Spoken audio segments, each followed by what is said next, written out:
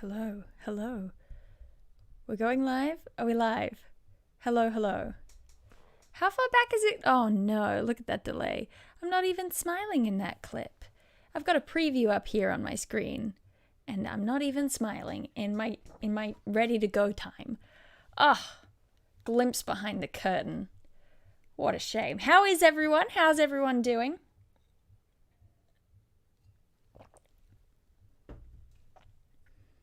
Hello to you, Alexander Parker. Thank you for stopping by.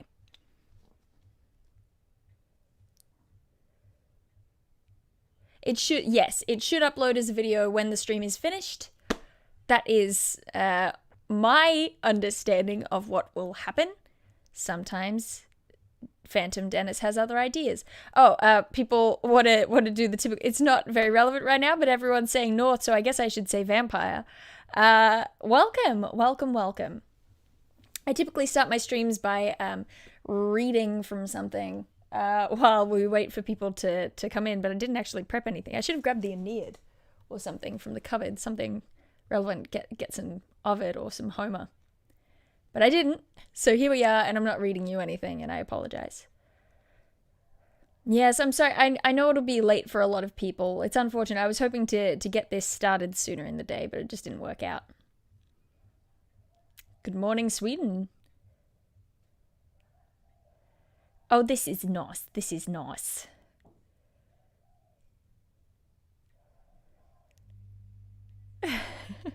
It's nice to chat to everyone. Nice to see everybody. I hope you're all staying well. Safe. Read the local takeout menu. I'd also have to stand up to go and get that. There's nothing very readable within reach. Let me see. I mean, apart from the book. But, I mean, I was doing some work here the other day. Look what I've accidentally left here. How relevant is that? This is the Rutledge Handbook of Greek Mythology. This is my go-to research source for any Greek myth video that I'm doing. It's just a great first base, because you go here, you read it, it gives you kind of the breakdown of the story that you're looking for in terms of sort of the general shape of the story, but it also will stop and it'll tell you here are some other common variants. This is an unusual one. There's only one version of the story that says this, but it'll tell you what the primary sources are for each of those versions of the story, so then I can go and I can look those up individually, which is nice. So I guess I could read you a little bit from here. Oh, thank you, Chris Stewart. That's very nice of you to say. Well, I'm going to find out now, Patrick, because I have not peeked it at the book yet. I went and I bought it and I haven't peeked. So I'll find out whether wizards owe me money because they stole my ideas. I'm being silly, of course. They will have been writing this for a long time. Presumably, by the time I did my Myths and D&D video. Let's see. Who's a fun person? I mean, this isn't necessarily the best. I really should go and pick up. I'm gonna go and I'm gonna pick up the Odyssey or something from the other shelf, because this is an academic source. It's probably not going to be the most interesting sort of ready for stream thing.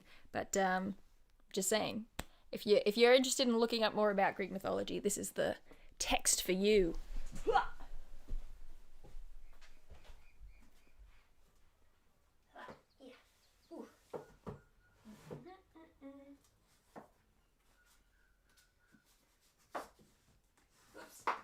Okay, well, choices were made. I actually opted for the Aeneid, which is probably not super appropriate of me because Virgil is, of course, Roman rather than Greek, but TB quite H. I think Virgil's a better writer than Homer is. That's my opinion right there. You got it here first, folks. Hot take. Let me see. I'll only read a little bit. It'll be harder to read than most things that I cold read for you. Arms and the man I sing, who, forced by fate and haughty Juno's unrelenting hate, expelled and exiled left the Trojan shore, long labours both by sea and land he bore. And in the doubtful war before he won the Latian realm and built the destined town, his banished gods restored to rights divine, and settled sure succession in his line, from whence the race of Alban fathers come, and the long glories of majestic Rome. O Muse, the causes and the crimes relate, what goddess was provoked and whence her hate? For what offence the Queen of Heaven began to persecute so brave, so just a man? Involved his anxious life in endless cares, exposed to wants, and hurried into wars.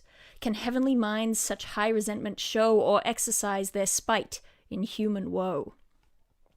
Against the Tiber's mouth, but far away, an ancient town was seated on the sea, a Tyrian colony, the people made, stout for the war and studious of their trade. Carthage the name, beloved by Juno more than her own Argos or the Samian shore. Here stood her chariot, here, if heaven were kind, the seat of awful empire she designed. Yet she had heard an ancient rumour fly, long cited by the people of the sky, that times to come should see the Trojan race her Carthage ruin and her towers deface.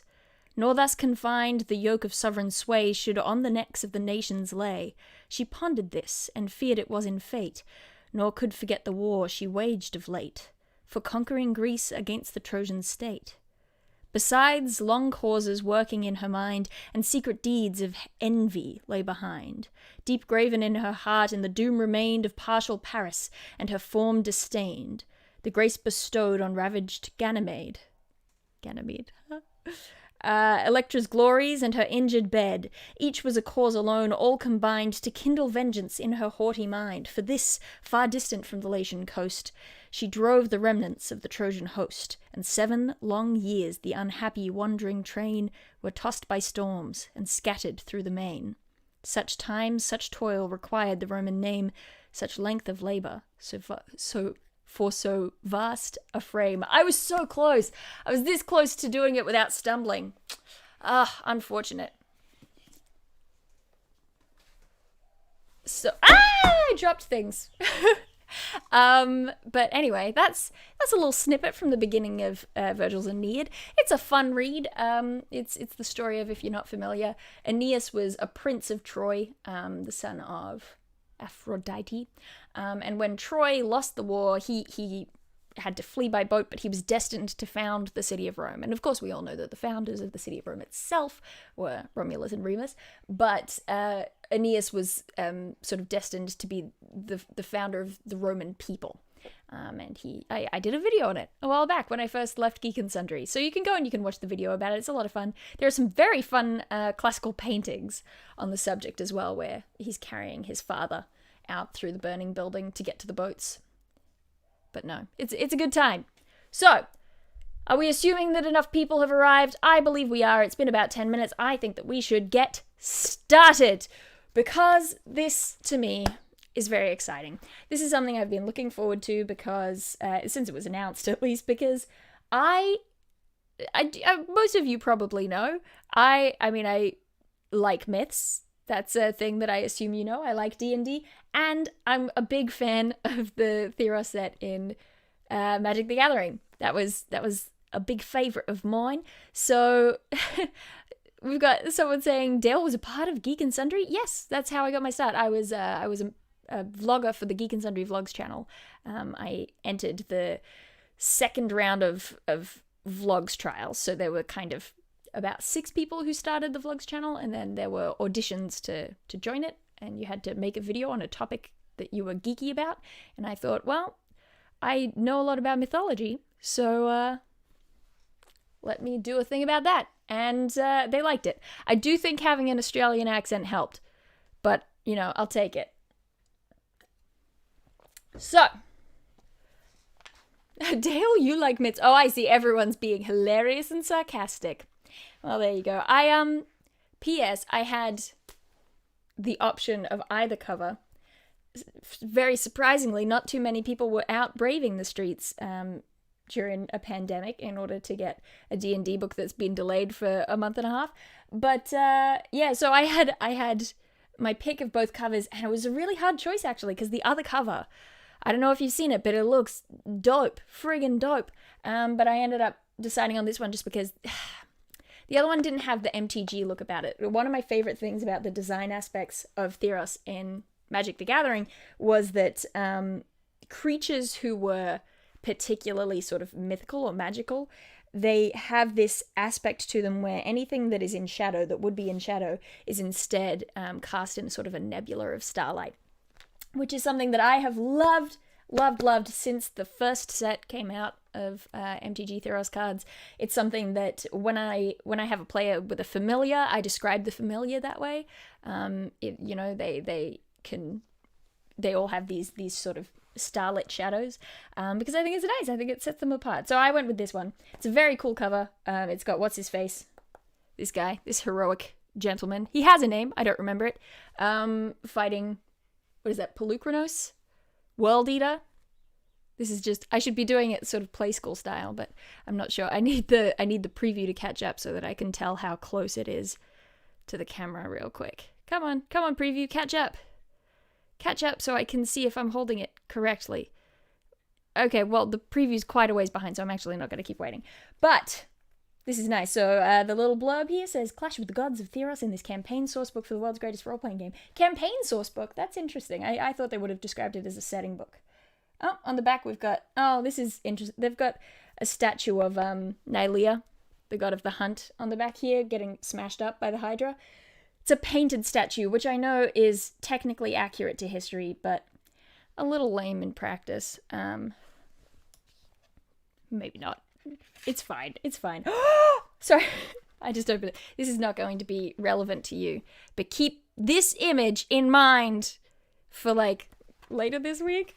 I've been working on a project that I was kind of hoping would be done last week sometime so that I could maybe talk about it during this stream. But as it stands, it's not quite finished yet. But keep an eye out for it.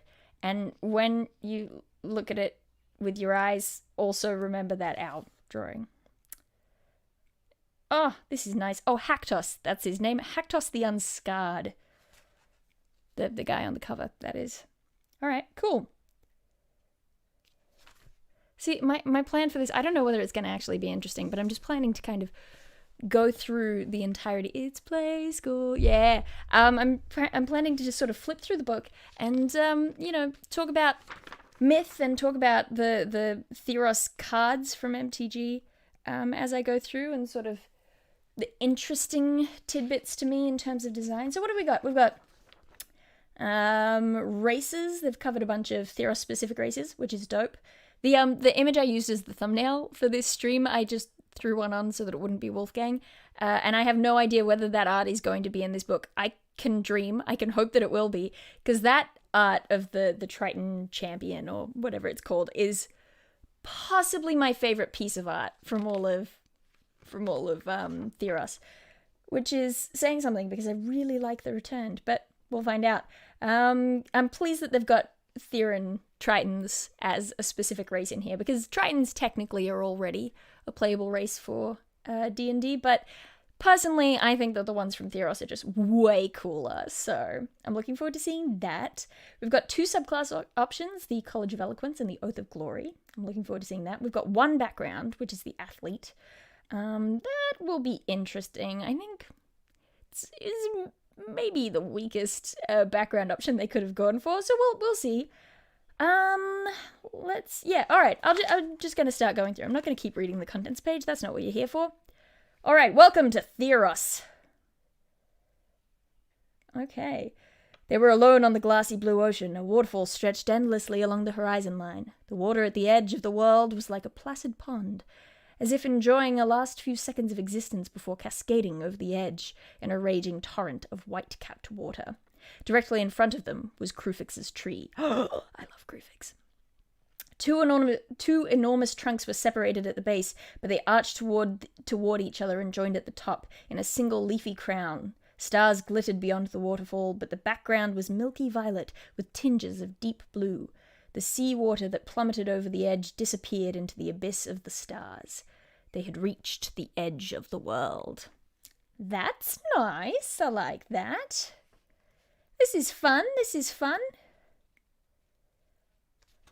We've got a little thing over here with the Sphinx who shows up in, what's that place called? The Blue-White City? I am Medamai, ageless and deathless, seer of endings. I did foretell the fall of Alephni in watery terror. It's not as easy to read as Virgil. So, I mean, yeah, we'll see. Gods and Devotion. I heard that they were including Devotion in this. I'm really excited to see how that works because Devotion was kind of a key concept in the card set. Yeah, the central conflict in Theros is among gods striving against each other over the devotion of mortals. Mortal devotion equates to divine power. When people fervently pray to a god, when they piously observe the god's rites and sacrifices, and when they devoutly trust in the god's divine might, the god becomes more powerful. I like that. It's very anthropomorphic personification, you know, Hogfather style. And I think it's also significant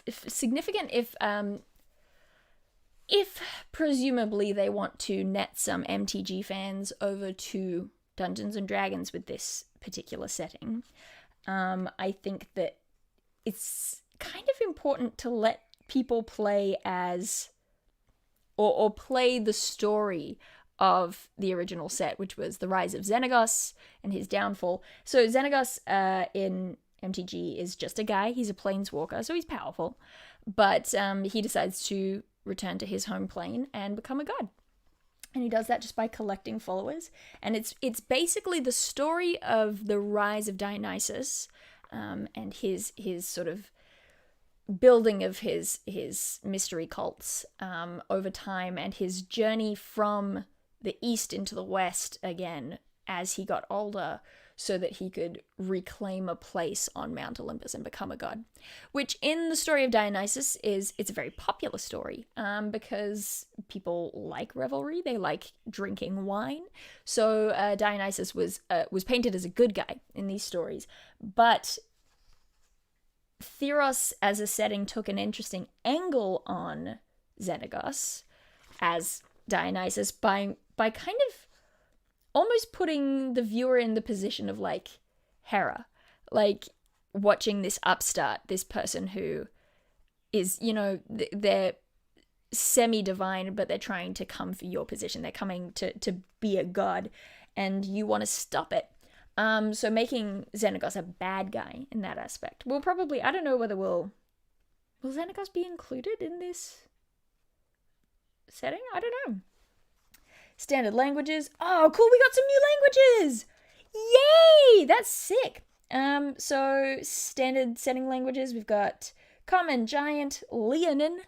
Yay, them's the lion peeps. Primordial, Minotaur. I kind of love that Minotaurs have their own language. And Sylvan, and then exotic languages, Celestial, Draconic, and Sphinx. Sphinxes have their own language. That's very interesting to me. I'm pleased Minotaurs have their own language because there was some weird stuff I was reading. I was doing a lot of research into Theros recently. There was some weird stuff where it sort of kept talking about Minotaurs within the setting as if they were...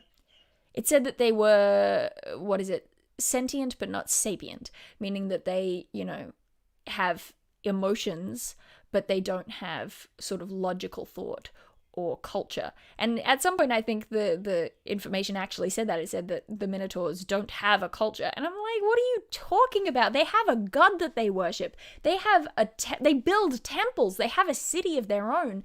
And to me, seeing that Minotaur is a playable race for this D&D setting, seeing that they've been given a language of their own, to me that tells me that D&D is going in a different direction to that. Which I'm pleased with, because I thought that was silly, especially because they then follow it up by saying that the Leonins were fine and were great, and the Leonins didn't have gods and didn't have cities and didn't build anything. And I was like, this is... I feel biased. So I'm pleased to see that that's been changed. How are people doing? How are people holding on?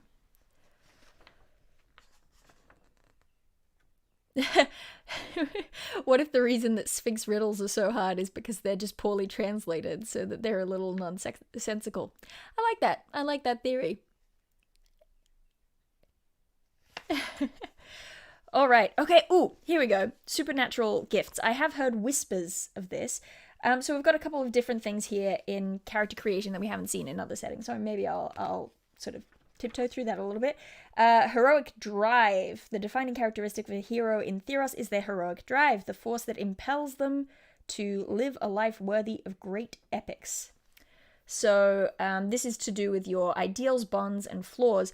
But here we've got, legendary bonds, tragic flaws, which I think I'm hesitant to say it because I haven't looked into how they're implementing it yet, but I'm into the concept because, I talked about it in my video on Greek myth in D&D, and it really is a different genre that is so character driven in the sense of it being a theatrical tragedy. Our concept of what is Greek myth is so tied up in tragic literature. There were comedies that have survived, but, people don't, it's not as alive in the cultural consciousness. So, yes. Anyway, that's not super relevant to you, but it's things that I am thinking.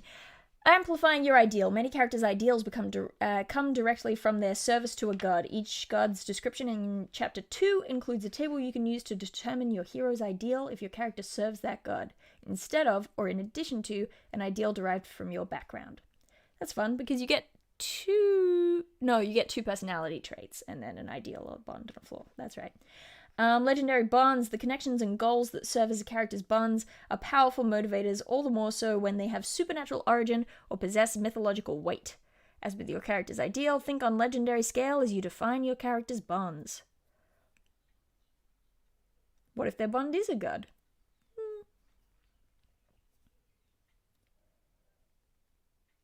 Okay.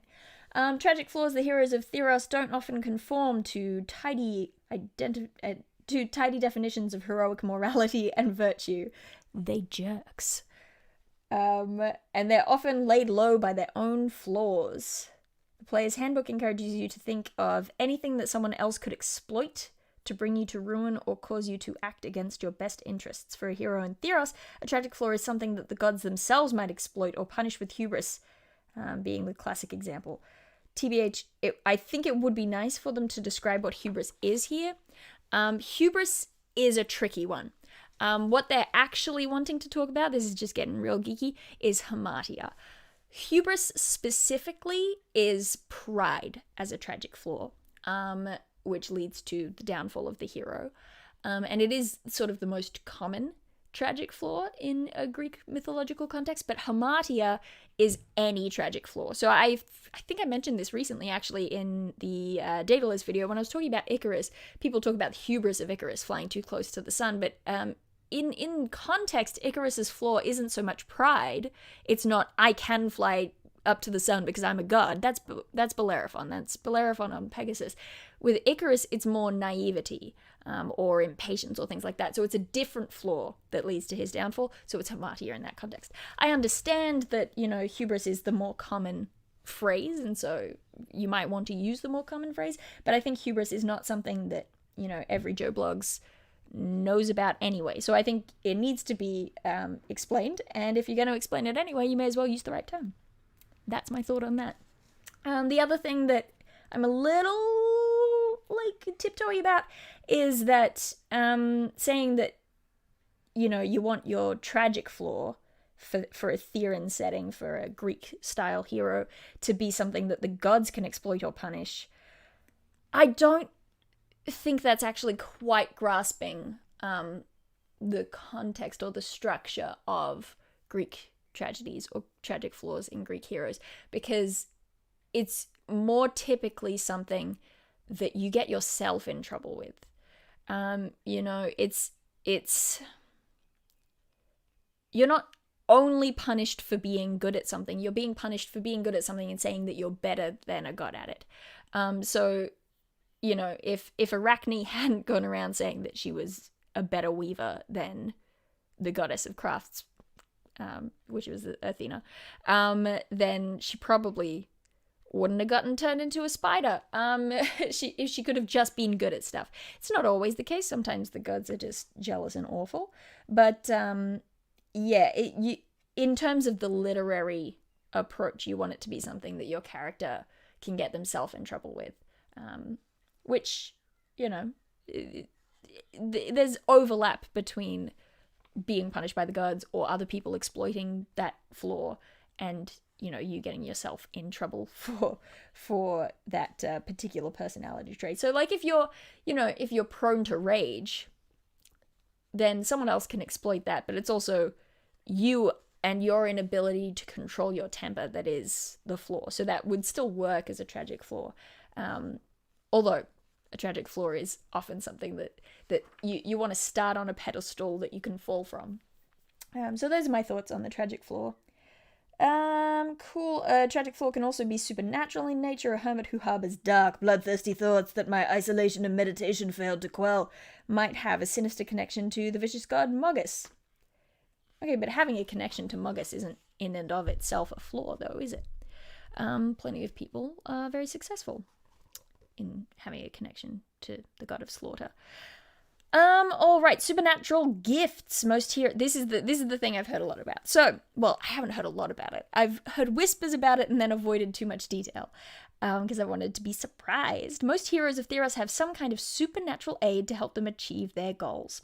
Often this aid comes from the gods, but some heroes might find their support from other beings such as the Sphinx, Metamai, an oracle like Atris or Kaidili, or a repository of mystical knowledge. Some heroes are born with supernatural power or born as a result of supernatural events. The character in Theros begins with one supernatural gift chosen from this section.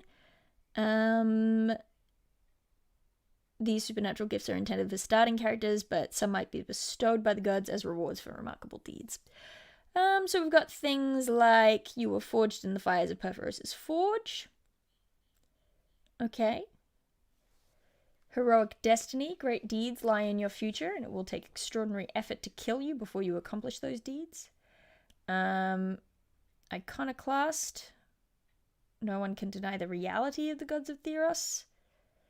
Whose presence and deeds are visible in the night sky. Well, the Leonids actively do, but that's fine. Maybe they don't in the setting book. Maybe not. Okay, so this is interesting. Natal Omens, the birth of a hero is often accompanied by signs in Nyx and Theros alike. Nyx is sort of the night sky, but it's a different realm. It's a different plane. It's where the gods live. You can use the omens table in chapter 4 to randomly determine an omen that appeared when you were born. Okay, this is fun. I like that they're doing it. I would have maybe picked slightly more classical sort of origins, if that makes sense. These are cool, though. Inscrutable. Like a sphinx, you have a mind like a maze, impenetrable to mortal scrutiny. Lifelong companion behind many heroes is another hero whose greatness comes from the support and love that they offer. Nyxborn, born of the minds of the gods, the creatures that populate the gods' realm are called Nyxborn. Nyxborn creatures resemble mortal beings, but philosophers debate their true nature. So they're the ones who have the star shadows, like I mentioned before. Oracle. See, these are very cool. I probably will love them once I read them in more detail. But, I don't know, things like Anvilwrought being sort of built by Perforos is a little odd to me because it's not something that has its basis in kind of either the MTG set or Greek myth. I mean, he built automatons, but they weren't like characters. They didn't come up very often. But having said that, it sounds dope and I want to play it. So, really, I shouldn't care about that. I take it back. I like it. It's cool. Blah, blah, blah. Oracles. Pious. Born with a particular connection to a deity. So that's fun. These seem to be a little bit backgroundy in structure, which is probably good because then you can lay it over top of, more important character things. And then unscarred, like the great hero Haktos, you are resistant to physical harm.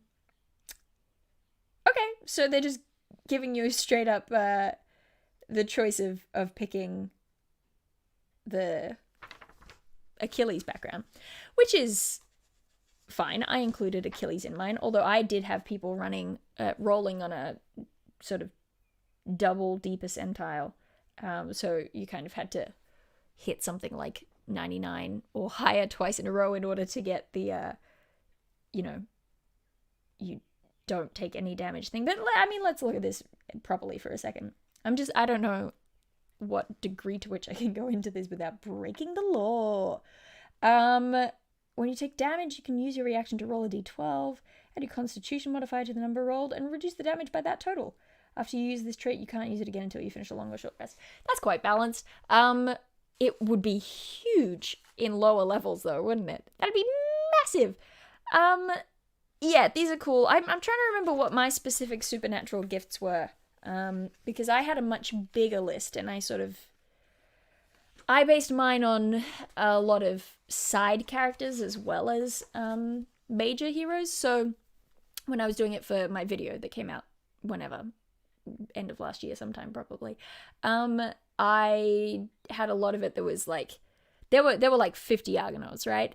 And I went through each one and I was like, what made you special? Oh, cool, you had this magical artifact that had been passed down to your family. That's nice. And then went through and did all these things. Oh, you can swim really cool. Okay, great. That's swimming really cool. And I based them all on actual things and just made them kind of small elements with mechanical benefits, rather than this, which is, fleshing them out more, which is cool for story stuff, but, has fewer options, and are a little bit less based in, the nitty-gritty of myth. But I don't think that that's necessarily a bad thing.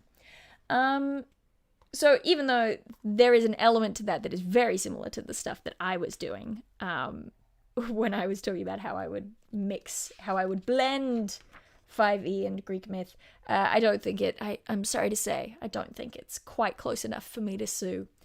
So, races. Humans on Theros are similar to those found on other D&D worlds, adaptable, ambitious, and wildly diverse. Centaurs employ cunning and equine strength to further the goals of their roaming Lagona and Fairies bands.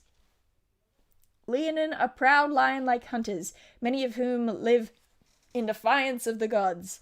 Minotaurs are infamous for bloodthirstiness, a reputation even the most peaceful struggle to escape. Satyrs follow their passions in the pursuit of wild revels and new adventures. Tritons are an enigmatic, sea-dwelling people with an endless desire to explore. Here's a controversial opinion of mine regarding the MTG set. I don't feel that the Leonins were particularly in line with the rest of the sort of Theron vibe. Particularly, so I should PS just say, when I talk about MTG, I'm mostly talking about the first Theros set. They kind of lost me on the second one. I don't think that the lead design I don't think it meshed well with the first part of the block of the set of the block, one of those. But yeah, so they kind of lost me after that a little bit, but the first set was just so good. But one of the things that is interesting about it is that they've got their human sort of factions for each different color combination, but they also want a specific race that is kind of tied to each color. So they've got the 5 main colors. They've got blue, white, red, green, and black. And they wanted a race tied to each of those. So you have your centaurs for green. You have, but then aren't the satyrs also green? Tritons were blue. I thought that the centaurs were green. Anyway, they had, so Tritons were blue. Centaurs or satyrs were green, Minotaurs were red, the returned were black, and the Leonins filled in the white space, but it kind of has the vibe of they didn't know what to do for white, and they made a lion people, and they're kind of cool, but also aren't they're the least sort of classical Greek for obvious reasons, but also part of me kind of feels like a bird-based race would have been maybe a more of a fit, just in terms of how many, you know, half bird, half human creatures there are in Greek mythology. Plus, you know, it's nice to have white get the winged race rather than blue specifically. Yeah, Jay Carter is saying satyrs were red-green. That's true, but that also makes me think that satyrs just didn't get a specific, like, that. It makes me wonder whether satyrs weren't tied to just one color. Like, each monocolor had a significant race.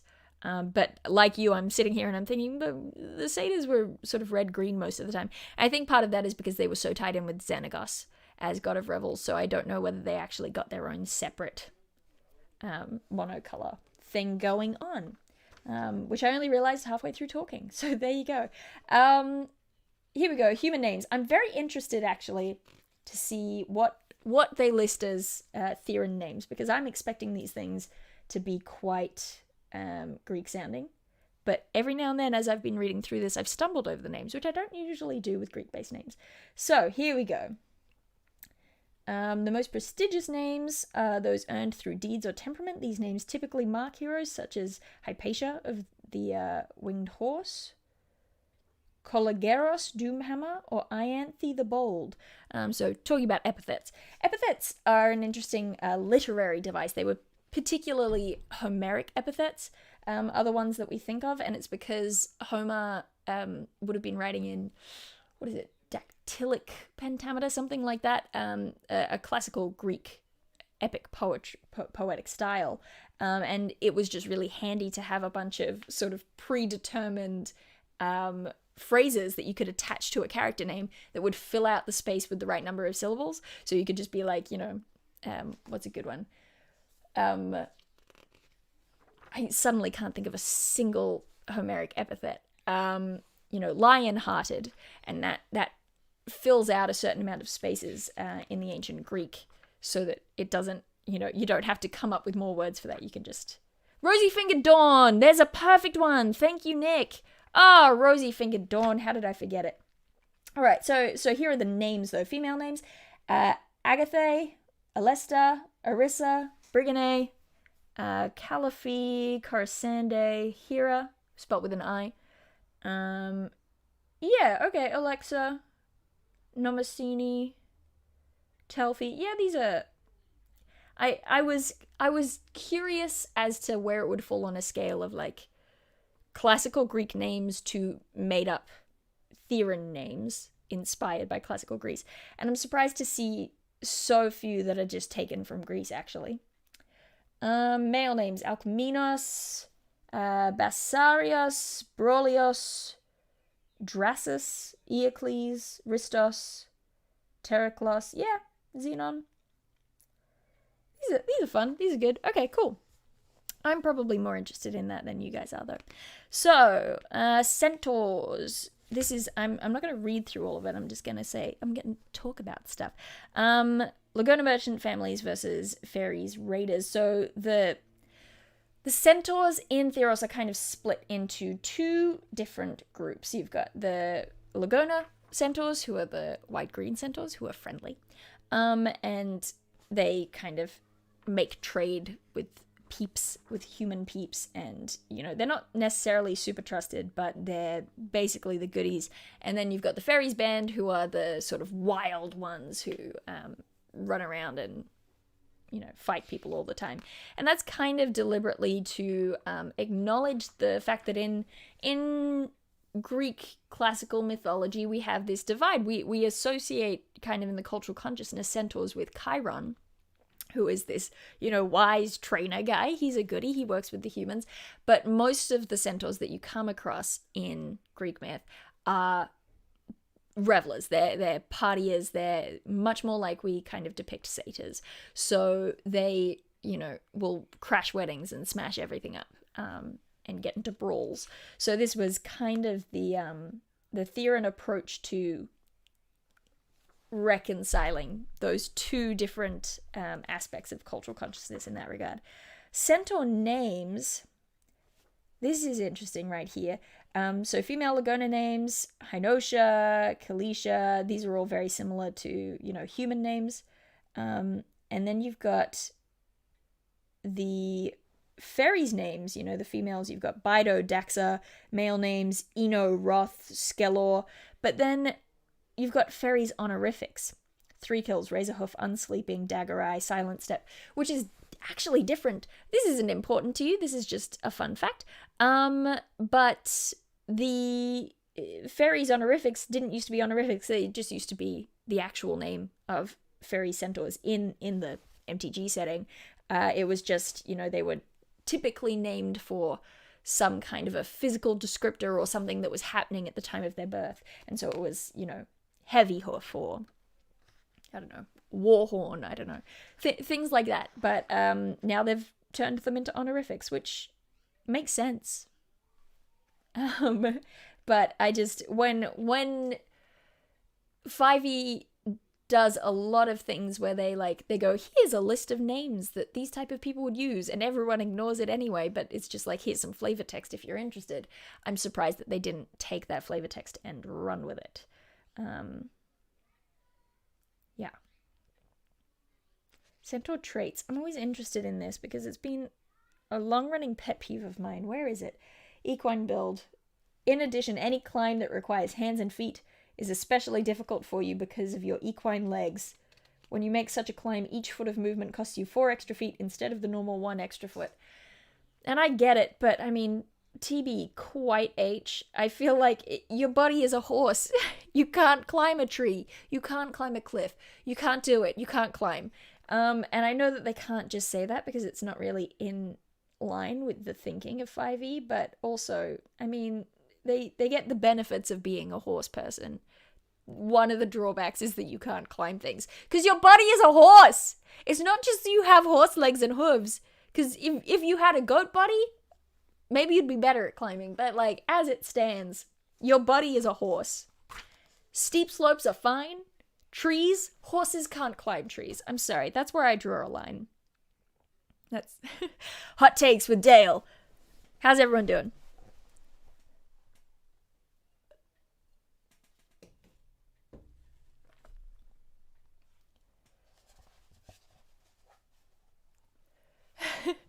Let horses climb, says Kevin.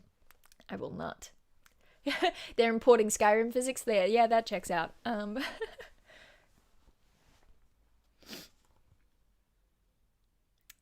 Leonin, noble and fierce, quick to quarrel. Pride and self-reliance. Oh, that's neat. They've chucked a little because the Leonin, again, don't fit in terms of their sort of cultural approach to the gods, which is so core to this setting, it would seem.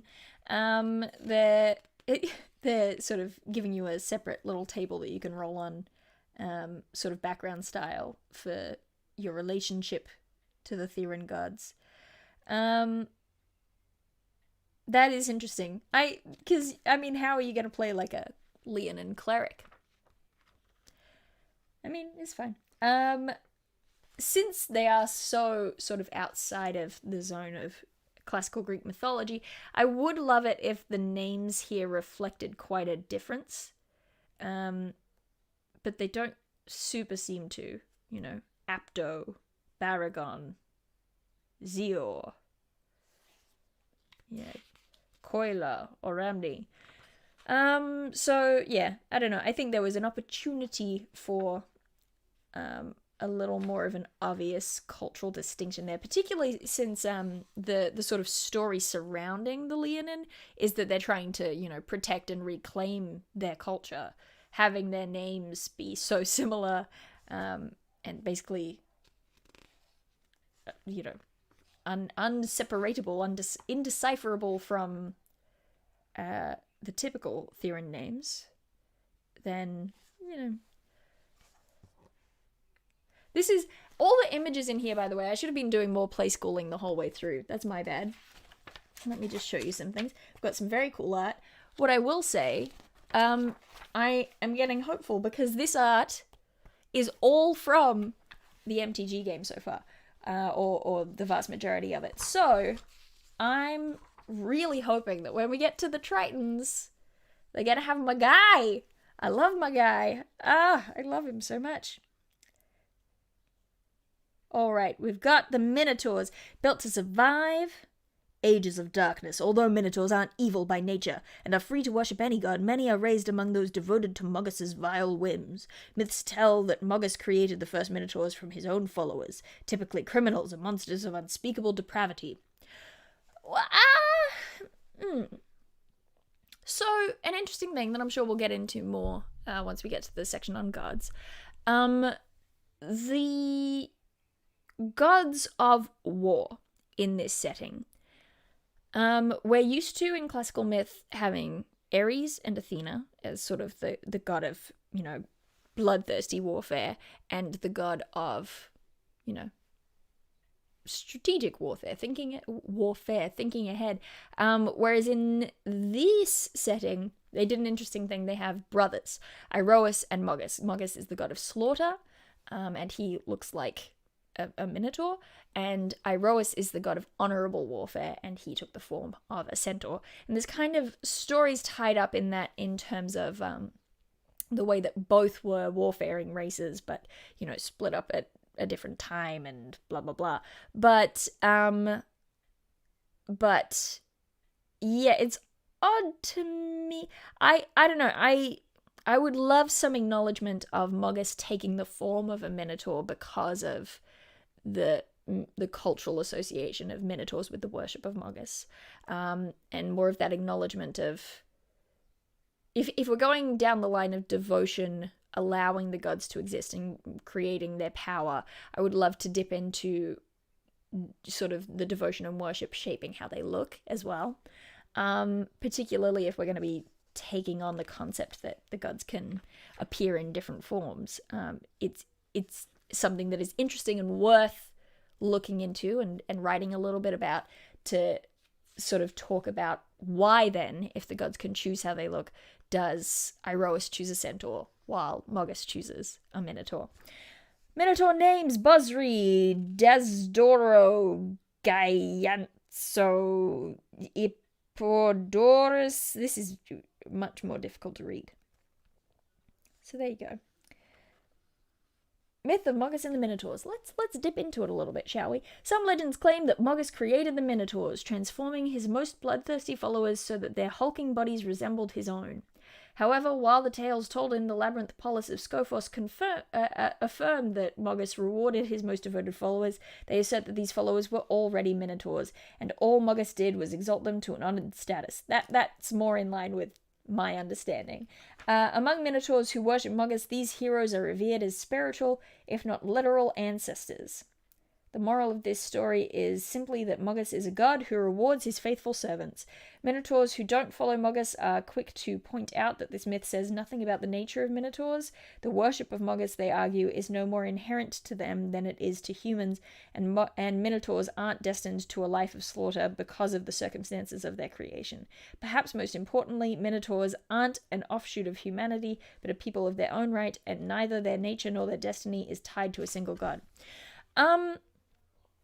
Yeah, because it's weird when you get this concept of, like, this race worships this god, because it's not really how it worked.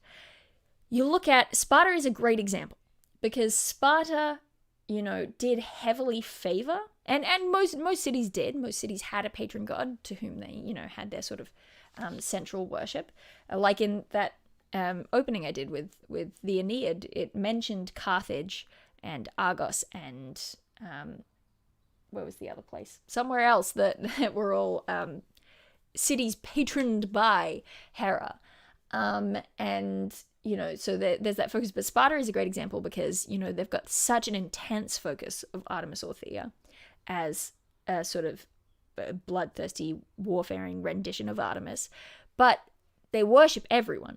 When the Spartan kids are doing their final trials to prove that they're worthy soldiers, they run that gauntlet getting whipped at the temple of Artemis or Thea.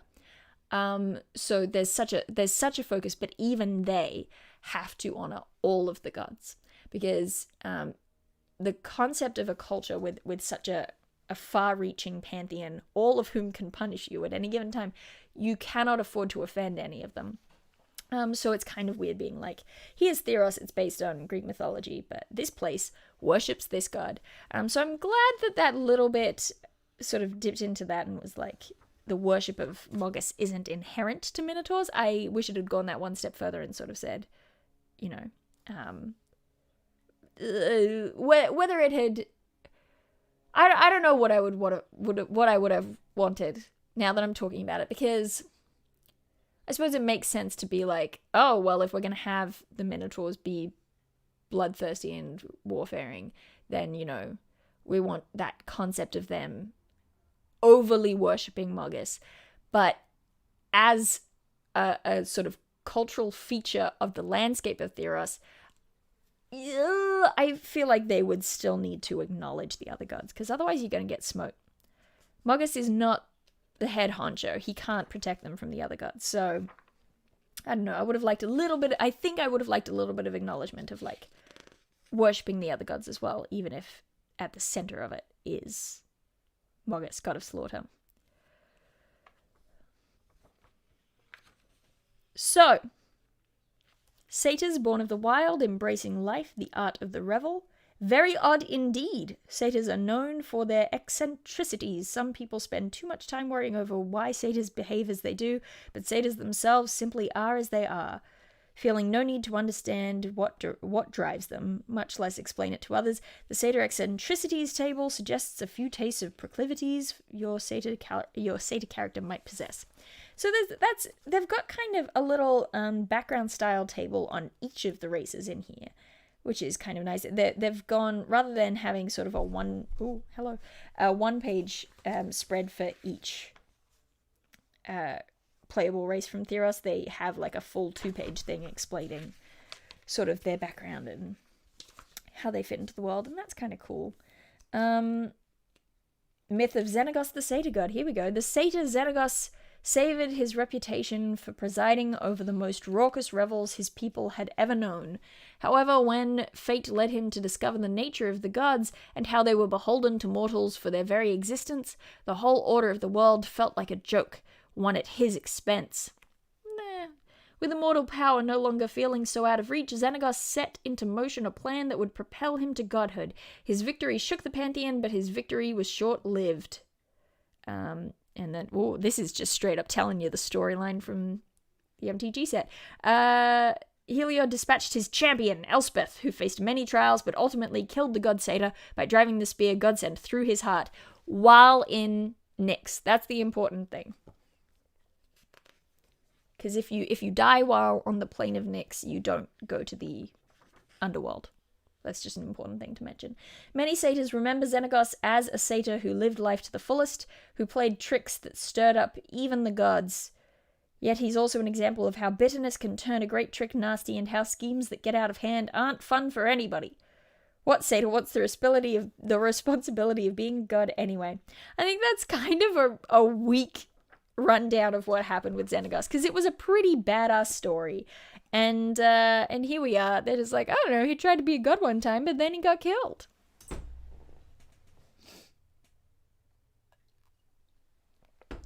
We can't skip to the bit where Elspeth smote Heliod. We have to start with the bit where Heliod smote Elspeth first. I'm disappointed. I made it to the Triton page. And here we are. There ain't no Triton champion. He's my favorite. Why? This art is fine, but I think there are cooler pieces of art of the Tritons. And to me, it's a little bit of a shame. Because they have such a Mediterranean, like, tropical fish vibe to the Tritons in Theros, so... yeah. Myth of Dalakos and the Kraken. I'm interested to hear this because Dalakos is the Theran equivalent of Daedalus. He invented the wings, but also it's got the Kraken, which I'm sure you will know is not a Greek monster. It's barely even really a monster from Norse myth. It's quite a late Sourcebook is where we get the Kraken from. Sourcebook? That's a weird thing to call it. Bestiary. There's not like far-reaching ancient stories of the Kraken. We get other sea monsters. You get your Jörmungandr and stuff. And then in Greek, you of course have Charybdis, who I think is frankly underutilized by people who are making Greek settings. I personally am a little sick of seeing the Kraken in Greek settings. Not because it's bad, it's very cool and I understand why people are doing it. But I think that there are plenty of sea monsters that we could be drawing from that we're just not, because we're using the Kraken instead. But anyway, the myth of Daleukos and the Kraken. Daleukos considered himself a Triton like any other, curious, quick-minded, maybe even blessed with exceptional cleverness by the gods. But he was unfocused and easily distracted, his potential scattered like seeds on stone. It wasn't until a Kraken rose from the ocean's deepest depths and began a rampage that threatened Daleukos' community that he was forced to focus. My apologies. So I'm just saying, he doesn't have hubris, does he? If he has a tragic ending, it'll be hamartia, and it'll be because he lacks focus. As the beast drew closer, Daleukos sought ways to turn the monstrosity from its path. He worked all day and night, but ultimately his plans failed. All that Daleukos knew was destroyed, obliterated by the might of the Kraken. I feel like that lacks some detail. I don't have a good understanding of what happened there. Yet the Kraken carried on, moving toward a coastal human settlement. Amid the ruins of his home, Daleukos had a revelation. Working desperately, the Triton crafted a miraculous device, one that ultimately laid low the Kraken and saved the town. Do we know what it is? Are we allowed to know the device? Today, Daleukos resides... He's still alive? Inside the Kraken's shell, where he works day and night, his heart broken but his mind forever focused on bringing his gifts to life. I mean, my apologies, I don't mean to be rude, but what was that? What did I just read? Did anyone, get anything out of that? I feel like that lacks inspiration. For a story about an inspired inventor. There wasn't really much in there, was there? Maybe I'm alone on that. Triton Names. A Triton name is a symbol of choice. Upon reaching adulthood, a Triton might shed the name they were given by their parents for one of their own choosing. Amethy, Samathi, Tethini, Thectra, Odysseys, Retius, Thrasios.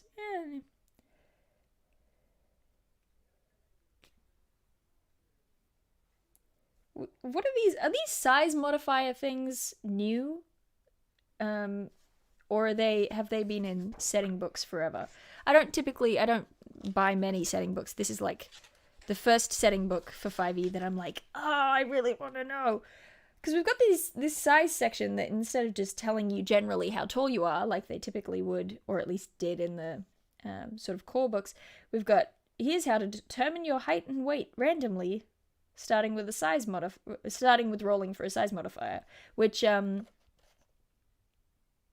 is like a slightly different way of how it kind of works in the PHB, I guess, but it's like yeah, okay, I mean, I'm just surprised to see it. I mean, neither positive nor negative connotations by my words. I just am surprised. They're not new. That's odd to me. But hey, they made a decision long ago. I'm not gonna question them on it.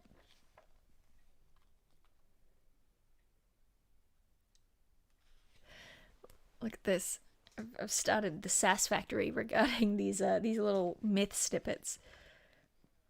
Oh, okay, subclass options. All right, I'm assuming that I can't read through these in great detail, but I would like to just get a sense of the flavor of them. Because, okay, College of Eloquence. I will say for starters, I'm a little surprised that they called it College of Eloquence rather than like College of Oratory, if they were going for a classical Greek vibe. Eloquence is a great word, but and I suppose, you know, it's not as tied to it, so you can use it in other settings. But oratory is also a word outside of Greece. And I just, you know, if we want that concept of like standing and giving your speech in front of a crowd. That is fine. Eloquence is fine. Adherents of the College of Eloquence master the art of oratory. Alright. Persuasion is regarded as a high art, and a well-reasoned, well-spoken argument often proves more persuasive than facts. Put a pin in that. We'll talk about that in a minute. These bards wield a blend of logic and theatrical wordplay. Okay. Winning over skeptics and detractors with logical arguments and plucking at heartstrings to appeal to the emotions of audiences. Here's the thing about that. If we're talking about, again, we get our access to myth through literature, and some of that was oratory, and then on top of that, sort of poets were expected. They were both people who would stand up and give speeches or tell stories in an epic format via oratory, but, you know, as well as people who penned plays that were then performed. But the significant thing is that we talk about the four techniques of good speech making, and I need to, as I'm going on, remember, where have I put my phone? What are they actually called? Because you have pathos, logos, I know kairos is one, and then the other one, ethos. There you go. So you've got you want to make your argument based on all of these things to be a truly good orator. So you want to be making a good ethical argument, moral argument. You need to be saying this is the moral thing to do. You need to be making a logical argument. These are the facts. You need to be making a persuasive argument. That's pathos. You know, you're getting into the heart of what people are saying. And then kairos is just good practice because I talked about kairos in my holidays video. It's that concept of ephemeral time that is already passing. You've only got a limited kind of window of opportunity for it. Those are the ways that you make a persuasive argument.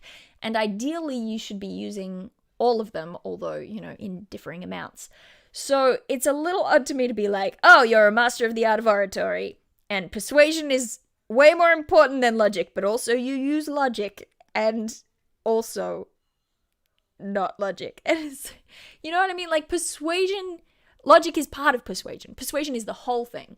If you want to say that, that, you know, you're using pathos over logos, you're using emotional arguments over logical arguments to persuade people. But they're all parts of persuasion, if that makes sense. Logic and persuasion are not, you're not comparing similar things. They're different categories of things. Logic is a part of persuasion. Does that make sense? Anyway, but okay, I'm gonna try and read just the flavor lines. You know how each section of a mechanical benefit of a class? I'm gonna read just the narrative sentence at the start of each of them. So, Silver Tongue, you are a master of saying the right thing at the right time. That's fun. I like that. That fits the College of Eloquence, that fits the concept of oratory, that fits the concept of being able to persuade people with your words, which is already something that's quite core to bards as just a general class, isn't it?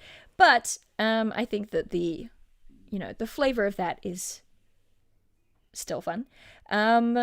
You can spin, so this is unsettling words. You can spin words laced with magic that unsettle a creature and cause it to doubt itself. I like that, and here's why. Meletus as a city, that's sort of the major coastal city that's based on Athens. We'll get to that at some point too, I'm sure.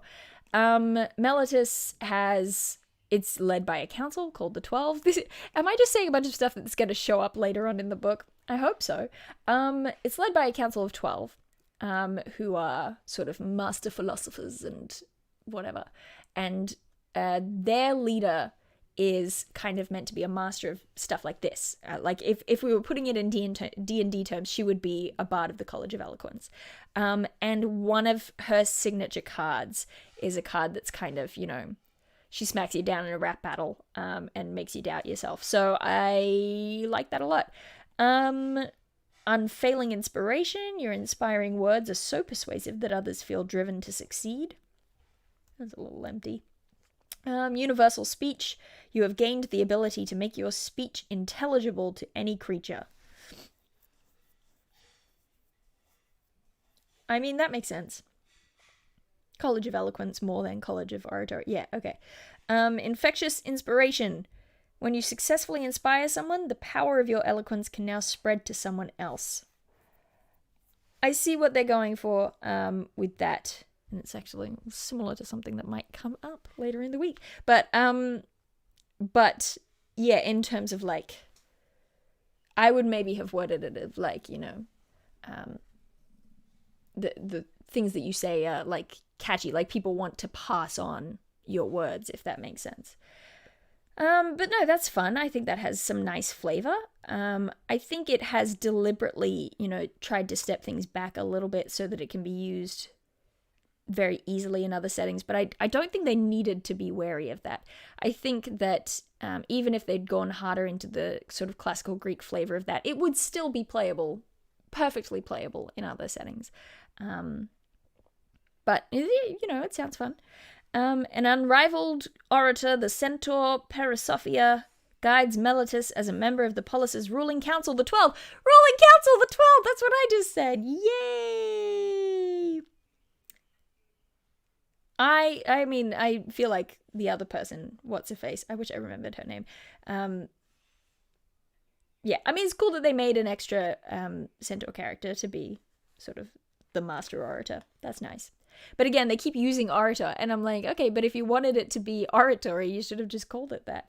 Paladin, Oath of Glory. This one I'm interested in because when they announced it, I was like, oh, well, that's fascinating, because remember in my Greek myth 5e video when I was like, you gotta give your hero a motive, and one of them was glory.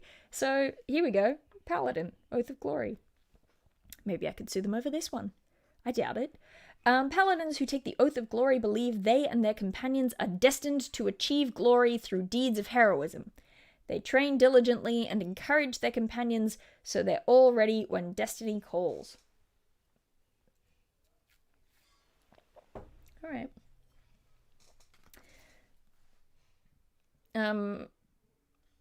So the channel divinities are Peerless Athlete. As a bonus action, you can use your channel divinity to augment your athleticism. That's cool. Inspiring Smite. Immediately after you deal damage to a creature with blah, blah, blah, blah. This is just getting straight into the mechanics, so I'm going to stop reading that one right there. But you do something, and it is an inspirational smiting. Aura of Alacrity. You emanate an aura that fills you and your companions with supernatural speed, allowing you to race across the battlefield in formation. That one's a little weak. That could be better. That doesn't seem that glorious. That's, you know, it's fine. Glorious Defense. You can turn defense into a sudden strike. Okay. Living Legend, 20th level. This is the good stuff. You can empower yourself with the legends, whether true or exaggerated, of your great deeds. Okay. You are blessed with an otherworldly presence. You can hit people good. And you're good at saving throws. This is me doing my best to tell you what it is without telling you what it is. That's... No, I'm surprised that it doesn't end in something that, you know, at least flavor-wise resembles Heracles ascending to godhood. Does that make sense? Like, I kind of would have expected, especially because the Paladin gets a subclass feature at 20th level. I kind of, you know, that concept of ascendancy of, like, you're so, like, powerful and heroic that you kind of are, you know, you're not just a demigod, you're, like, practically a god. You're such a hero.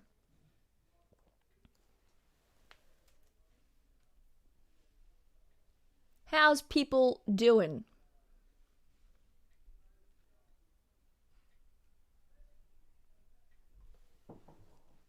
Everyone hanging in there? We've got our one background here.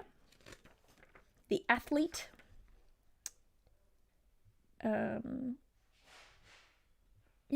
You are an Olympian, basically. Feature echoes of victory. Yeah, you're like a famous sports person. Alright, myths of the Iroan Games. Competitors seeking a place among the athletes of legend endlessly push themselves to claim victory during Acros's world-renowned annual contest, the Iroan Games. The deeds of past victors set a high bar for those who follow. In recent memory, the famed wrestler Lanathos bested all rivals, and after a day-long struggle, a wild Acroan bull. Yeah, that was, yeah, a wild, yeah, anyway. When the Pancratiast, I don't know how I would pronounce that particular variation on the word Pancration. Mnemosyne had her contest interrupted by a Cyclops attack. She threw her rival at the creature, then snapped the brute's neck with her bare hands. That's fun. Yeah, I mean, it's cool. I'm glad that they included the athlete background. I kind of would have liked to see more backgrounds. I don't know specifically what I would have wanted, but I don't know. Yeah, I don't know. I suppose instead of giving us lots of backgrounds, they're giving us those, divine gifts or whatever they were called. So maybe that's fine. Maybe I've changed my mind. No, I don't mean to make the book sound like a downer. I'm very excited about it. It's just that I'm picky. No, I'm very, very excited about it. Here's a friggin' dope pic. This might make you feel better. This is a friggin' dope picture of what's his face, God of Inspiration. He has a name. I do know what it is. Somewhere in my heart. I should know what it is. I play red and blue, and he's the red and blue god, so I should really... Keranos, God of Storms. There you go. Responding to a single sailor's slight, vengeful Keranos, God of Storms, sends lightning to strike a Meletian galley on the Siren Sea. Boom. Love that. More of that. Can barely see it with the light on it. I apologize. Gods of Theros. This is what I am looking forward to. Cool divine characteristics. The gods of Theros are far more active than the deities of most D&D worlds, but that doesn't mean that they are ordinary creatures. They aren't mere mortals, nor are they monsters that can be fought. I mean, that's an interesting thing to say, just the fact that people often end up fighting gods once they get over level 20, but...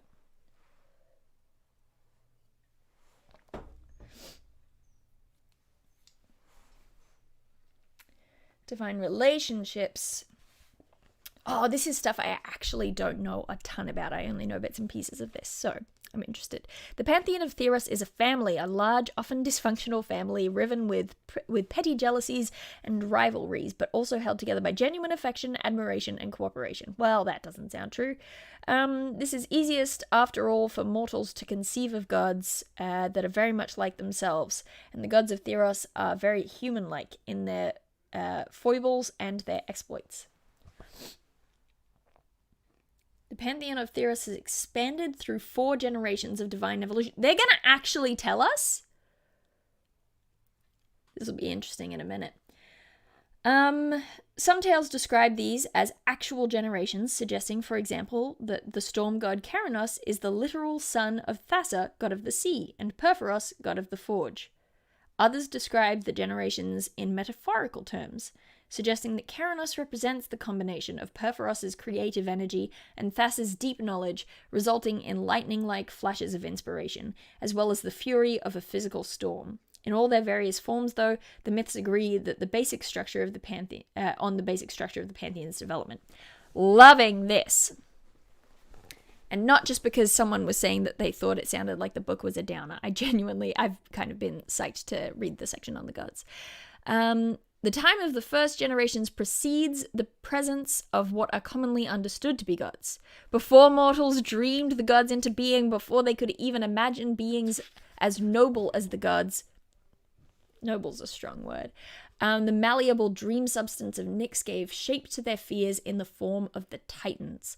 The Titans were beings of utter chaos, representing everything that stands against order in the mortal world.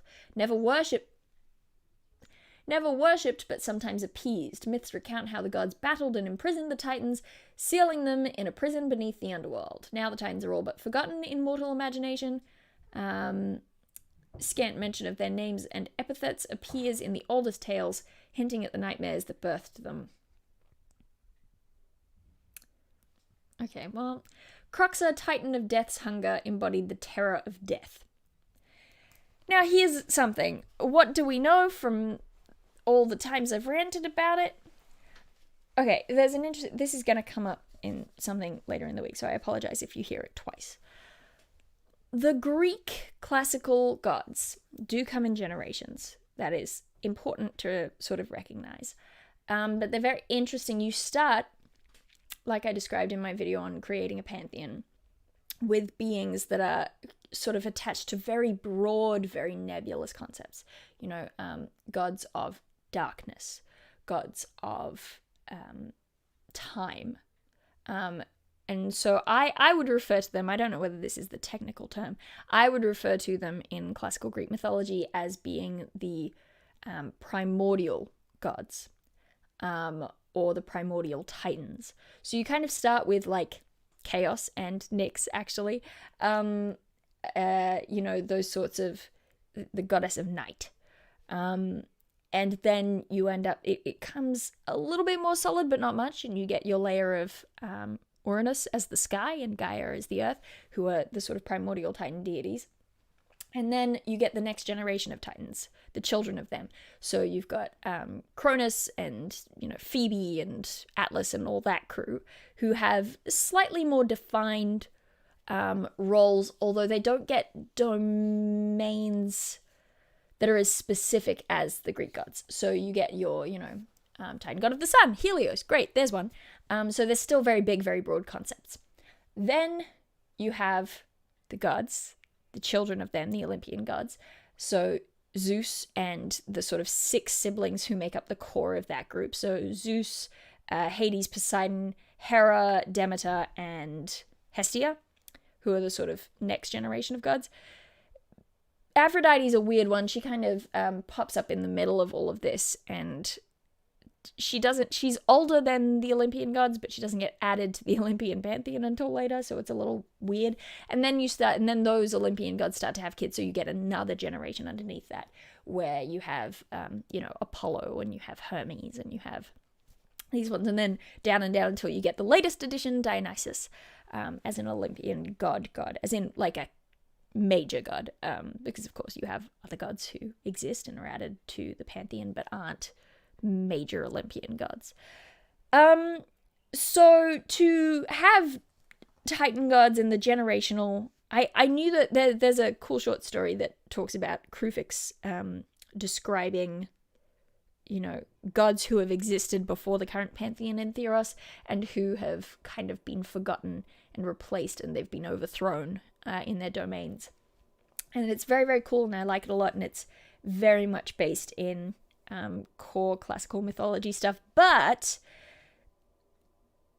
I don't know how I feel about having the Titans be like Titan of Death's hunger, because we're afraid of death. Like, that's not very... Titan of Nature's wrath.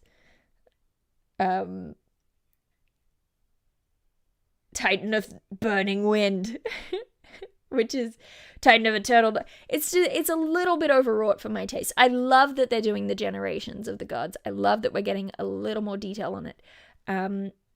I would have maybe resisted the urge to give all the Titans names, because A, I don't think we need them, and B, I think you're doing it wrong. But there you go.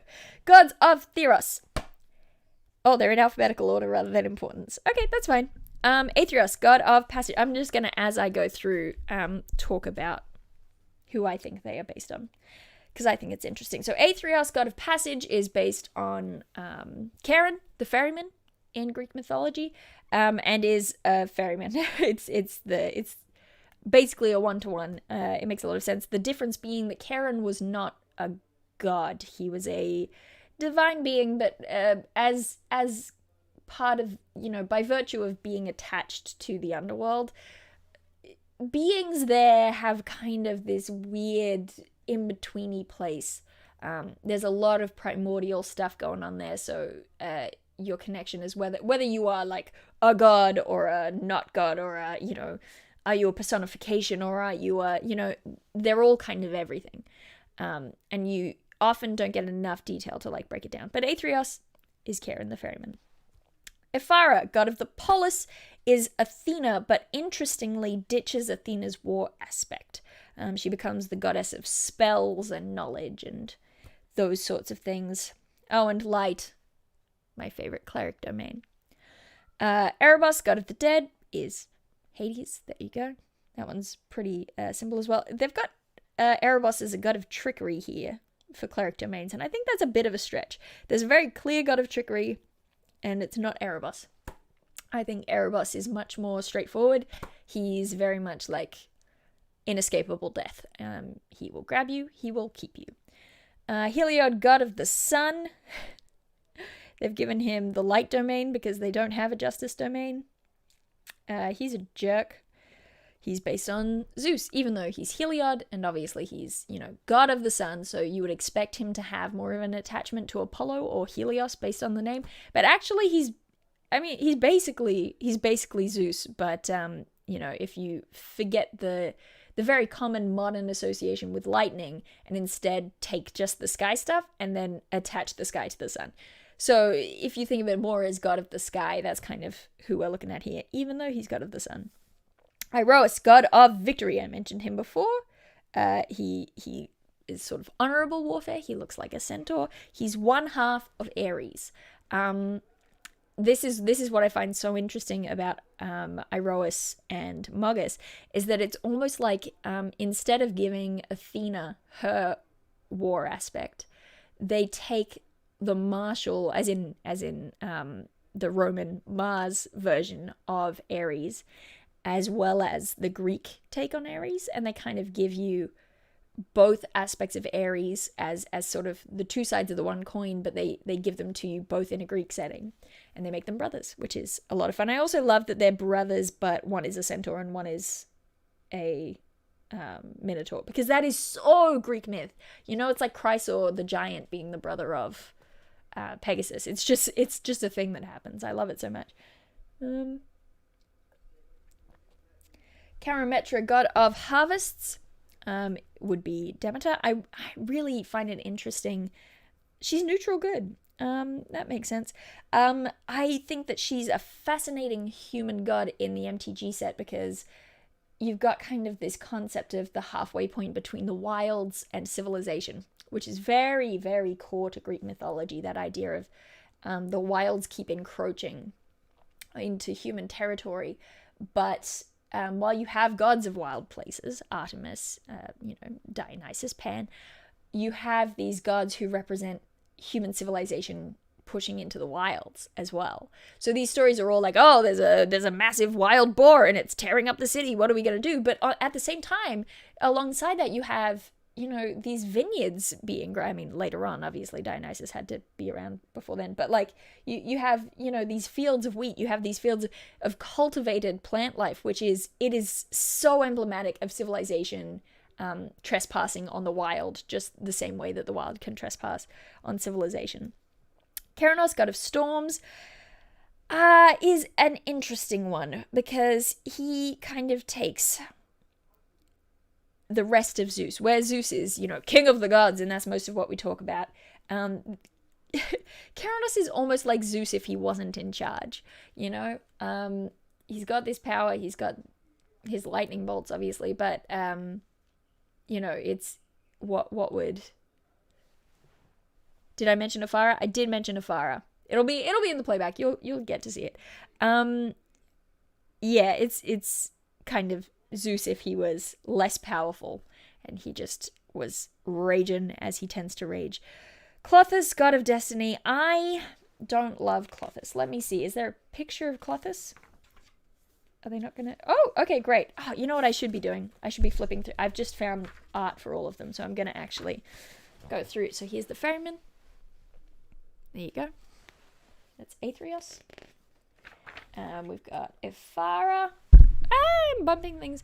Who is the equivalent of Athena. Sans warfare. I love that picture, by the way. How cool is that? Ah, that's a great statue. She's got the next born even in statue form. We've got Erebus. Here he is. I love that they've given Erebus a whip as his kind of signature thing instead of the Helm of Darkness that Hades has. Here's Heliod. Boom. We've got... There's so much stuff here. There's myths about each of them. That's fun. That's cool. Iroas. Very cool. He's got a helmet with like 4 wings on it. That's sick. Especially just because I'm used to the sort of winged cap thing being associated with Hermes. We've got Karametra, who is Demeter. I wonder if they have anything about her personality. I'd be interested to hear what kind of an attitude she has.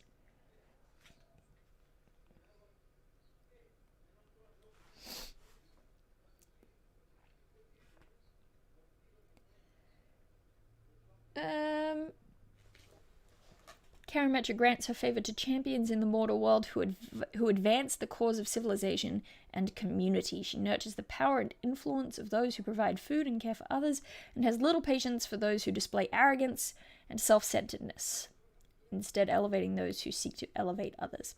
That's nice. She's nicer than real Demeter. Keranos, looking cool, but not as cool as in that other picture that we've already looked at. I'm talking, this is going to sound really odd. I've talked enough that I'm developing a blocked nose. Okay, now we're up to where we're up to. Klothys. Hot take, once again, am not a big fan of Klothys. This isn't the fault of this setting. This is, something that has been true for me since the days of the sort of later MTG expansions. Klothys, partly because of her design, she feels like she was designed later than the other characters, which maybe would be fine if it weren't for the fact that her character is meant to be one of the oldest of the gods. And so it's really odd to me that she feels very much like a later edition. On top of that, this is so nitpicky. It's not fair at all. She's great. You can enjoy Klothys, please do. She has this sort of red starry shadow thing going, which I'm just not as keen on in amongst my beloved Nyx shadows. She's a denizen of the underworld. She's meant to guard the Titans. And so she has like a spinning spinet as a weapon, and it's big, and her hair is threads and whatever. And she's got the masks on either side. This is something that's interesting as well. She's got the golden masks on either side. In Theros, the golden masks are representative of the dead in the context of gold being plentiful in the underworld, and Theron funerary masks, which are kind of like our real world's Greek tragic or comic masks from theatre. So they sort of frame the identity, and then also the returned tend to remake masks out of gold, and so what's his name? Fenex, wears a golden mask. That's part of his symbology. So they've given Klothys these golden masks as an attachment to her role in the underworld, but she's meant to be older than, either either Erebus or Fenex. So it's kind of like, but so then why, if she's predating these cultural sort of practices of death, why does she have these masks? But then I suppose I did say earlier that I like the idea of, the change in worship, changing how they look. So maybe that's not fair. I would say if she's based on anyone, there is a guardian of Tartarus who she could be like tangentially related to, but I think it's most obvious that she's connected to the Fates. Clotho, Lachesis, and Atropos. Yeah. I think there are some cool ideas there, but I think my biggest problem with Klothys is that she feels like she comes later. and it doesn't match up with the story that they're telling. And that just bothers me a little bit. Kruphix is my guy. Kruphix is god of horizons and mysteries and, secrets. He's one of the oldest of the gods. He's kind of an interesting one. I don't know whether other people would agree with this, and it's possible that I'm wrong, but I like to think of Kruphix as being inspired by Janus, who is the god of horizons in Roman mythology. And the interesting thing there is that when I say Roman mythology, I mean Roman mythology. Janus was a god predating the Roman amalgamation of Greek myths into their own cultural whatevers. So Janus sort of existed before then. He had this, we get January from Janus. He's the god of borders. He's the god of, between this and that. So you end up with Kruphix being the god of horizons because it's like that place where you end up transitioning into something new. It's the end of something, the beginning of something else. It's always slightly distant. Also, Kruphix's temple, his palace, is at the end of the world just before you transition into Nyx. So you've got this idea of borders and doorways attached to Kruphix, which I think is very, very cool. I like him a lot. Here we go. Muggus, God of Slaughter. There he is. We've talked a lot about him today so far. This is probably, I apologize that this will end up being such a long stream, but I mean, I'm happy to hang around, and y'all can go to sleep whenever, and it'll be up on the YouTube channel, and you can catch up. But I'm just chilling out, having a fun time. Nylea, god of the hunt. Wait, I didn't say anything about Muggus because I said it earlier, but just in case people missed it, Muggus is like the aspect of Ares that was kind of derided by Greek culture. He's the god of dishonorable warfare, of just getting in and being violent. And so in Greek mythology, he kind of becomes the butt of people's jokes. But Mogus in this context is just a villain. Not a major villain in the sense of Xenagos trying to ascend, but a villain in the context of, he's a baddie who gets into the brains of soldiers and makes them just violent and bloodthirsty. He is Nylea, god of the hunt. She is very clearly based on Artemis. If I'm remembering correctly, I might have to pick through and find the answer. If I'm remembering correctly, they just went all in and made her a lesbian, which is cool because there's a lot of available subtext in Greek mythology about Artemis that's just like, it's nice to have a modern text that can just be like, yeah, we're going all in. So that's fun. They also kind of did an interesting thing. I mean, it might come up later when we're talking about Perforas, but Perforas was previously in love with Nylea. I should mention as well, Nylea is like, she kind of is fine with hunting in the context of you offer your prayers to Nylea and say, hey, we have to hunt because we have to eat. And she's like, yeah, that's chill. And you're allowed to hunt. But if you hunt without her permission, she's very vengeful. And it might come up with Perforas later, but Perforas was previously in love with and pursuing Nylea. And they get quite have face to see with that. So I'll talk about that when we get Perforas. But in the meantime, here's Pharika, who is a Medusa. They've made an interesting choice not to let Medusas be a playable race in the D&D setting for Theros, which makes some sense. But yeah, no, that's it. It makes some sense. I'm not sure how they would have gone about including it, but it would have been cool. She's the god of affliction. She's kind of, I would say, even though I personally like to think of Asclepius as more of a demigod than an actual god, Asclepius as god of medicine, who was also kind of a necromancer. Pharika is kind of this weird half point where she is both goddess of poisons and of antidote and healing. She's very cool. I like her a lot. I really like even though, like, I feel like people anticipate that I would be annoyed by, things that turn a singular figure into kind of a species or a race. So, like, Pegasus being singular and being turned into a species of creature, or, Medusas being turned into a race that you can play. But here's the thing about that, is that it's cool.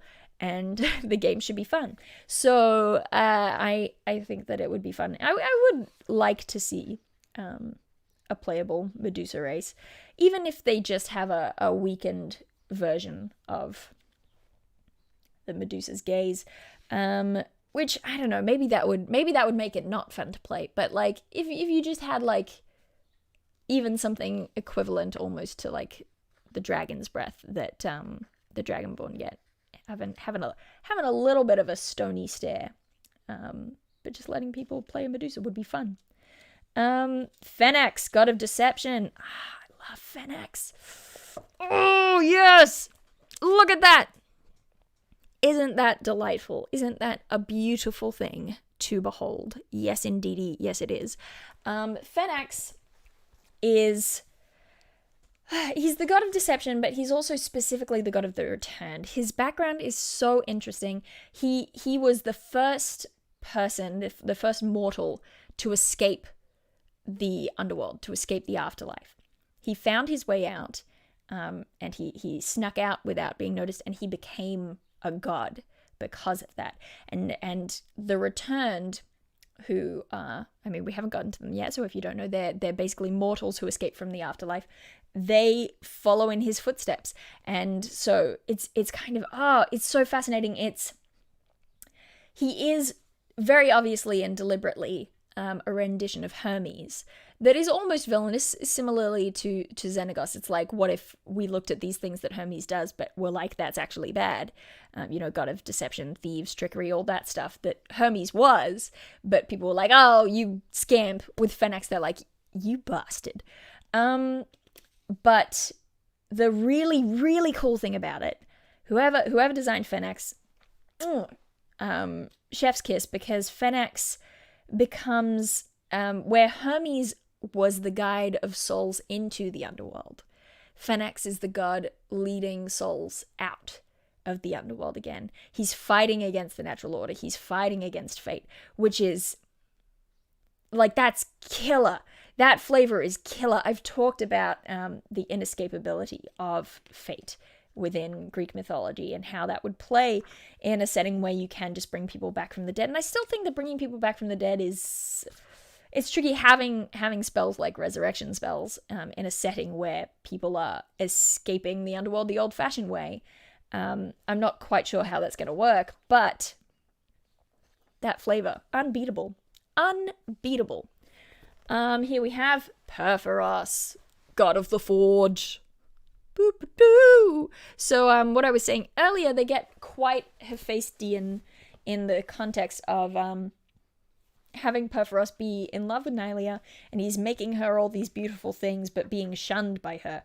I mean, in the context of Hephaestus and Aphrodite, it's a matter of Aphrodite turns down Zeus, and Zeus says, fine, well then you have to marry Hephaestus. But no, that kind of connection of, like, him constantly making beautiful, marvelous, fantastic gifts in his forge, specifically for the one he's got a crush on. There's probably tons of really super interesting stuff in here that I'm skipping over, but that's because I took too long on the early part of the book, and I apologize. Thassa! This is Thassa.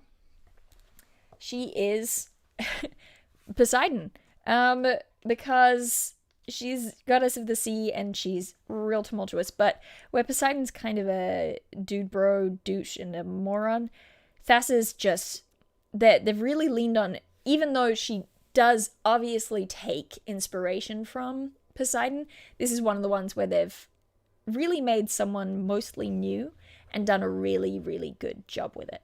They're not dipping too hard into, too hard, as if you can go too hard, into Poseidon or Neptune in order to create facet. They're just like, no, let's just think about, you know, who could personify the ocean in a place that is like the Mediterranean, in a sort of Mediterranean sea context. What kind of things would you think about the ocean? And I like the idea that she's enigmatic and kind of, you know, a bit of a hard ass, almost like she's cold and she's sort of not treacherous. I wouldn't call her treacherous, but she's she can change her mind very quickly.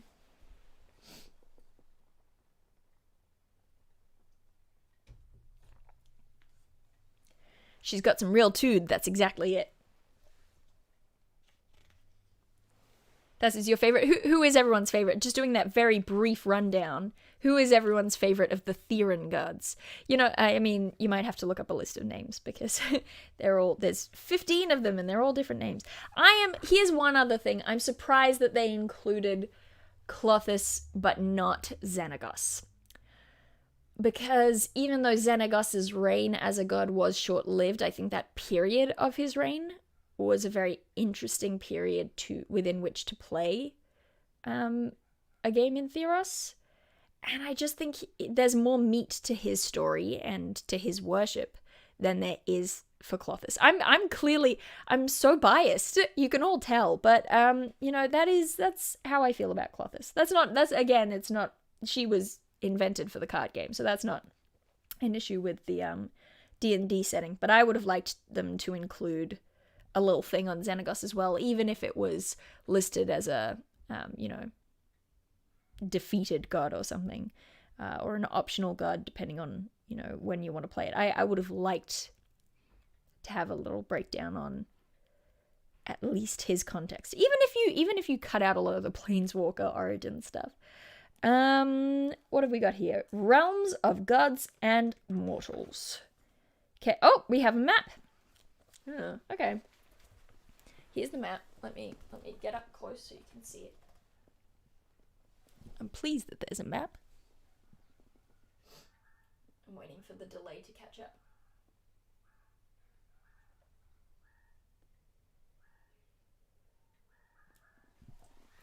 We've got a lot of Krufix. We've got a lot of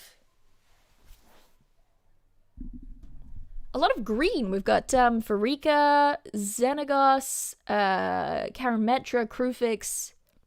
Krufix is like green-blue, right? Maybe I'm remembering that wrong. Nylea. A lot of green love. A lot of green love is what I'm seeing.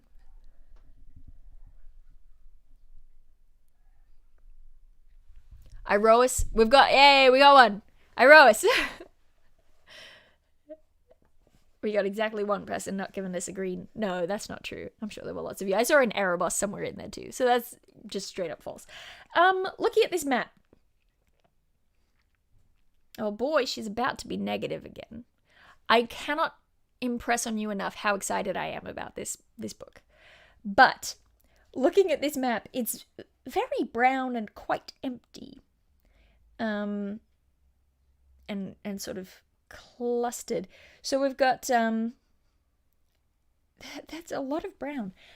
We've got the Siren Sea, which I would have ideally not had it named that, because that's not very in keeping with how classical things were named.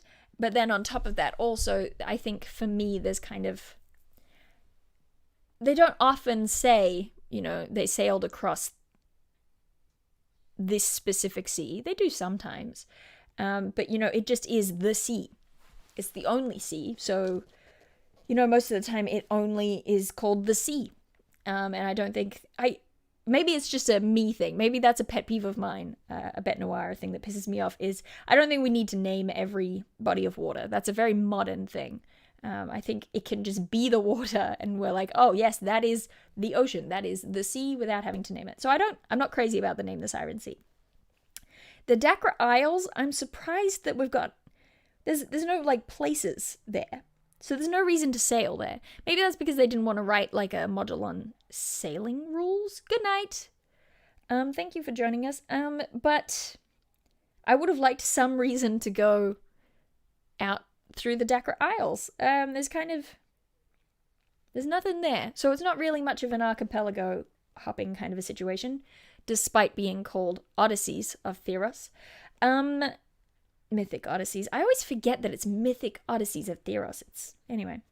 Okay, so what do we got? We got the major polices, which are Acros, Mellitus, Cetissa.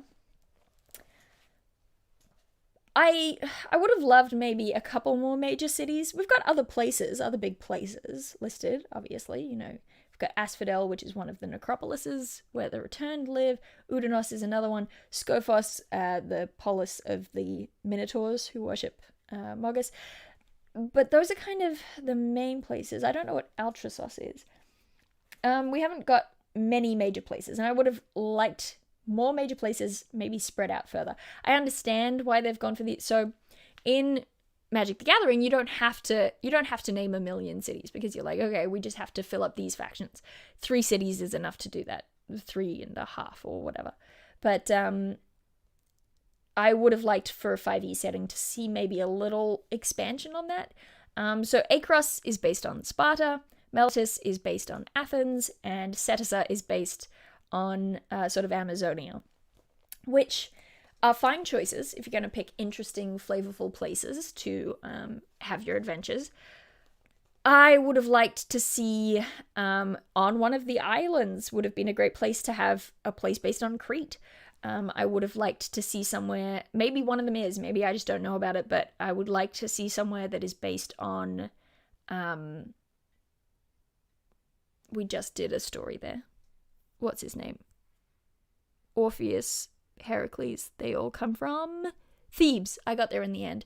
Thebes is a really fun one in terms of literary tradition, because it's almost got this reputation of like just really bad luck.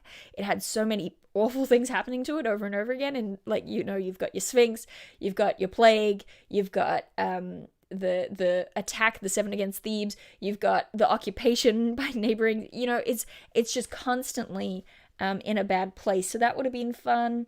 Maybe somewhere like Carthage, maybe not. It's quite a far way off.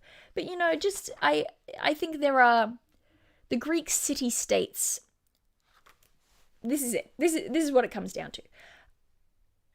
Greek mythology has such a sort of iconic geography because it's set during a time when you have these Greek city-states. And so you have the city, and then between it and the next one is wilderness, and it is dangerous, and there are roads that you can walk, but you will be accosted on those roads. So I would have liked that kind of feeling of here are just a lot of big places, but in between them a little more breathing room, a little more space, because that idea of Carthage would be a stretch. I don't know if it would. I think it has a significant enough role within major stories from classical myth, but the stretch of it would be that it would be quite a long way away, and then they'd have to make the region very big.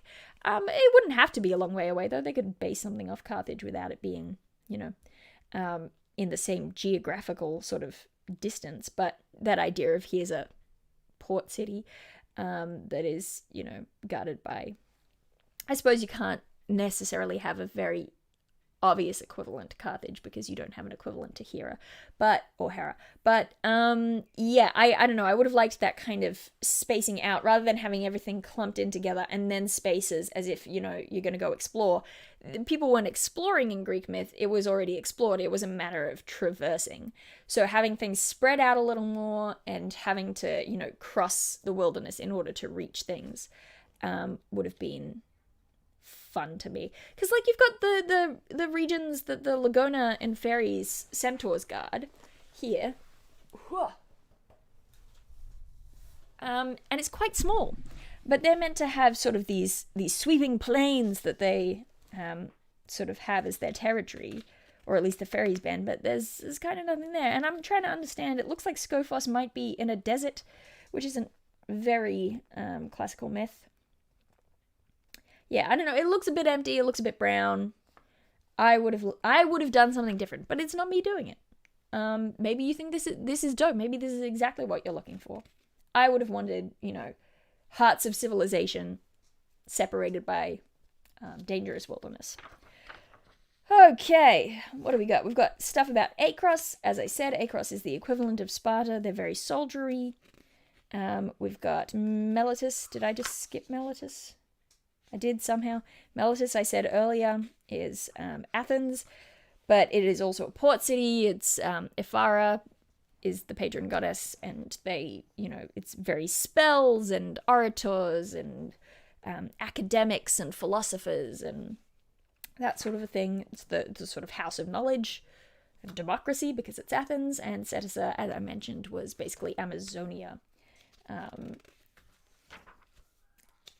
Oh, here we go. This is, Oreskos, the Leonin home. Our world stands on 3 feet: pride, dignity, and independence. When voices claim we've lost these virtues, do not listen. Those are the words of thieves conniving you. You've already lost. Convincing. I'm a good reader. Those are the words of thieves convincing you've already lost what they aim to steal. I got there in the end.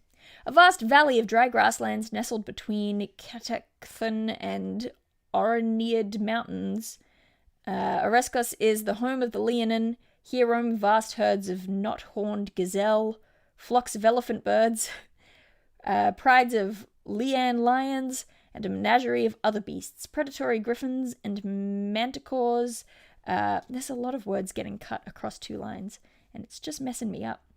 Predatory griffins and manticores regularly range over the region's grassy seas, while beings like the anvil-rorts of Mount Velus or Nyxborn from Nykthos often experience Oreskos as their first glimpse of the wider world. I feel like that was a mouthful. I'm excited to find that they have, a proper home base. I would love it if it was, an actual city. I hope it's an actual city rather than, they've set up camp here, because that's kind of how it is in MTG, but I want them to kind of have a place. It doesn't have to be, full-on built up or anything, but... La la la la. Can you tell me? Can you tell me if it's buildings or tents or...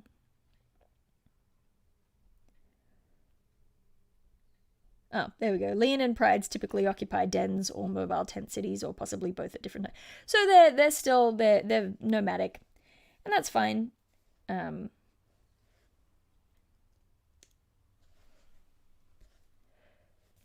Phoberos and Scophos. Muggus reshaped our ancestors, giving form to their great rages and pains. We are not our ancestors, though. We are God carved for greatness, but each of us determines how. The western edge of Acroan territory is a region of arid canyons and caverns called Phoberos, a land of harsh natural whims haunted by ravenous monsters. Fierce bands of wild minotaurs haunt these badlands, and for centuries these brutal marauders were the only minotaurs the human polis ever knew, which contributed to the minotaurs' reputation as bloodthirsty brutes. How? Why didn't the other minotaurs go places? I mean, I'm fine with that, I'd just like to know how.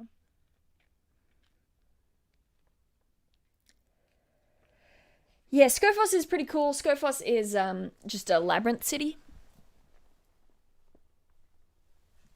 So it's almost it's a kind of a replacement for Crete. So the Minotaurs have actually built their city in the middle of a labyrinth.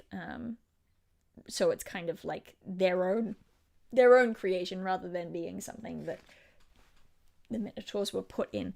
Although I vaguely remember from MTG that they sort of said, oh, they've just inhabited ruins and whatever. Which I was like, oh yeah, sure they did. But I wonder whether they've kept that or not.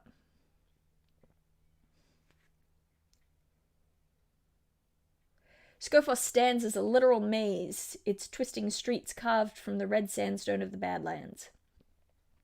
The walls of the maze rise as narrow buildings that serve as homes, shops, and defensible fortresses for the city's predominantly Minotaur population. That is not what that picture looks like, but that description is way cooler. The picture's dope, but that description is sick. So I am all for that.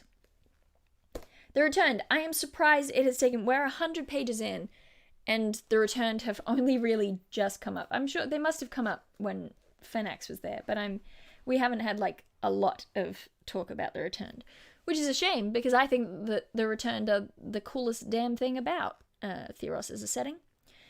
Death and life are two sides of the same coin, opposite but eternally connected. One cannot exist without the other. Sligos, the Bodybinder. I don't know what that means. Oh, but they're talking about it now, so maybe they didn't talk about it before. Before becoming a god, Fenex died, passed into Erebus' realm, and ultimately escaped from the underworld. His escape route, the Path of Fenex, has since been employed by rare, but over the ages, innumerable individuals. Okay. These returned find the world of the living far different from how they experienced it in life. Not that they remember their lives. Although they've escaped from the underworld, the returned still find themselves separate from the living, their memories lost, and their unnatural states striking fear into most mortals. As a result, most returned come to follow certain paths of behavior and gravitate toward two city-states known as the necropolis, cities of the dead. So this is cool. They've got Asphodel, and they've got, what's the other place called? It's called something. Udanos. Udanos is kind of, they've got this like king who returned, who's just super angry about everything. So the return don't have their memories. What they do is, in the sort of lore of Theros and MTG, the returned have died, but for whatever reason, because they don't remember once they come back, for whatever reason they feel that they need to come back to the world of the living. And in order to do that, so they're buried with a clay funerary mask that looks like a Greek tragic mask, like I mentioned. Here we go. There's an image for you. And in order to escape, so that mask frames who they are, so that Aetherios and Erebus can kind of sort that person properly in the afterlife and kind of know who they are. The mask is the only thing that helps the person to remember who they were. But in order to escape the underworld, part of that process is smashing that mask so you can't be recognized anymore. So you smash your funerary mask that framed who you were, and along with that, you are separated from your identity. And I use the word separated because eidolons are a thing within the setting. They're almost the closest that you get to nymphs. I guess nymphs are a thing as well. They're not as cool as the eidolons, so I like to think of the eidolons who are kind of spirits of, different personalities. They're, eidolons of valor, or, eidolons of rage. But once you smash your mask and sever your body from your identity, from your spirit becomes a thing and your body become a thing, and they're separate from one another, so you forget who you were. And what they often do is they will forge a new mask. They will shape a mask out of the gold, because there's so much gold in the underworld. They'll forge a new mask for themselves that they will wear on the surface, because they don't have a face anymore, because they destroy their identity, because they're dead. And so sometimes that mask will be, reflective of it'll be the same as their funerary mask. They try to replicate it exactly to try and help themselves remember. It doesn't work, but they try.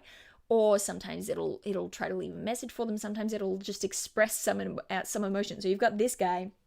He has a name. What is his name? Timoret, the Murder King. Oh, it's a good name.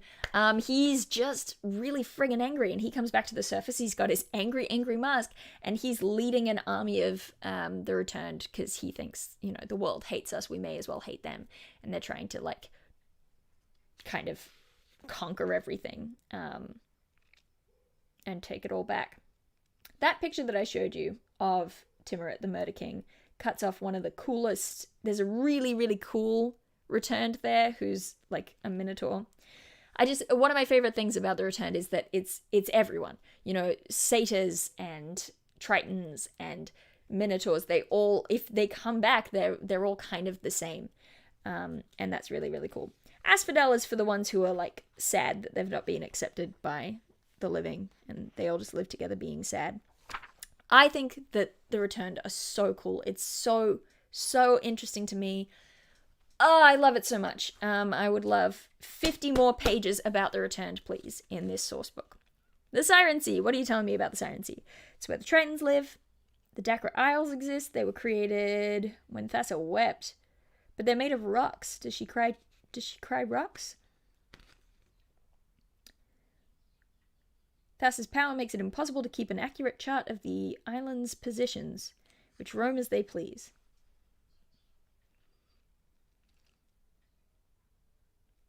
Okay. Thus, even the most famed locations appear on no map. But what I will say about that is that we have ancient maps that talk about mythical locations, and they do include those mythical locations because people were like, I don't know, it's somewhere around there. Like, maps weren't super accurate at the time anyway, so they were just like, I don't know, there's a magic island here-ish. So I still want some locations listed on those Dakra Isles. I think that's a little bit of a cop-out. Maybe not. That's not fair. I'm being so unfair after this beautiful, beautiful product has been made. We've got the Oraniad. Why am I stumbling over these? I don't stumble over characters' names in actual Greek myths, but these ones that are made to sound a little bit like Greek characters, they're tripping me up. The Oraniad Mountains. Okay, the empty eye on the western edge of the Oraniad Range's widest point stands its tallest peak, a smooth-sided, towering, extinct volcano. Its caldera is a gaping dark hole, and no expedition sent to plumb its depths has ever returned. That sounds dangerous. Nykthos. Nykthos is a nexus point between the mortal realm and Nyx. The site bears the name of the first Nyx. Ah, I want people to have to go to the horizon and go through Crufix's domain in order to reach Nyx.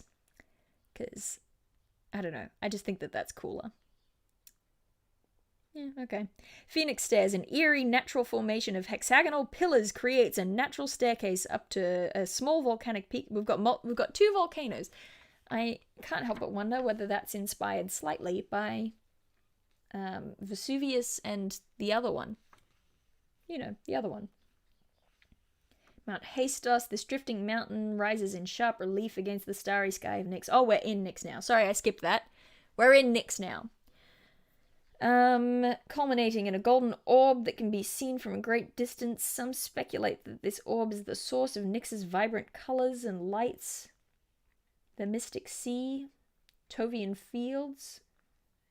Tovian Fields? Doesn't sound very Greek.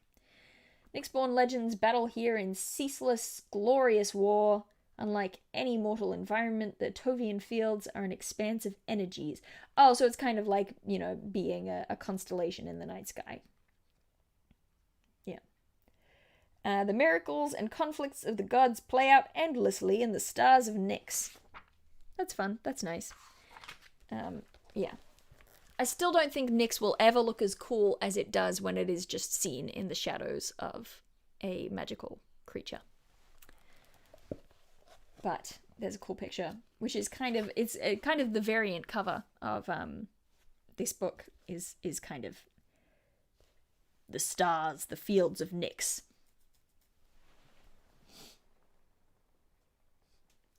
Yeah, mount the other one. That's what it's called.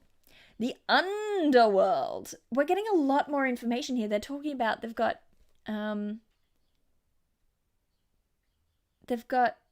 multiple regions of the Underworld. I'm intrigued. Nice Fjords chapter. I am intrigued because you know, the geography of the Underworld is so well known in Greek myth because you've got your three places. So you have, you know, sort of Elysium and its collection of pleasant places for good heroes. You've got the Fields of Asphodel for the people who are perfectly normal, who forget about their identities. I'm just saying, the Returned are brilliant. And then you've got Tartarus for the baddies who are getting punished. And that geography plus the rivers that ring it. Are there 4 or 5 rivers? Acheron, Styx, Phlegethon, Lethe. Are there only 4? I might be forgetting one. And this setting has the 5 rivers that ring the world.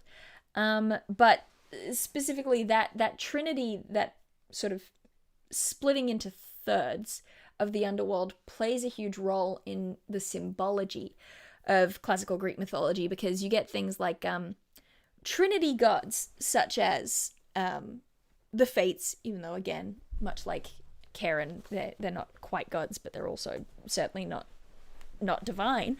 Not divine. You've got Hecate, who's a triple goddess. You've got Persephone, who's a triple goddess. You've got the Fates, who are a trinity as well. You've got that constant thing of the main, the mother, and the crone, which is kind of, it's representative of that life cycle. You've got when you're young, you're middle-aged, you're old. That's your life. And that plays out, Cerberus having 3 heads means it's a deliberate connection to the underworld, symbolically, because, this way he has 1 head to watch each of those different regions of the underworld.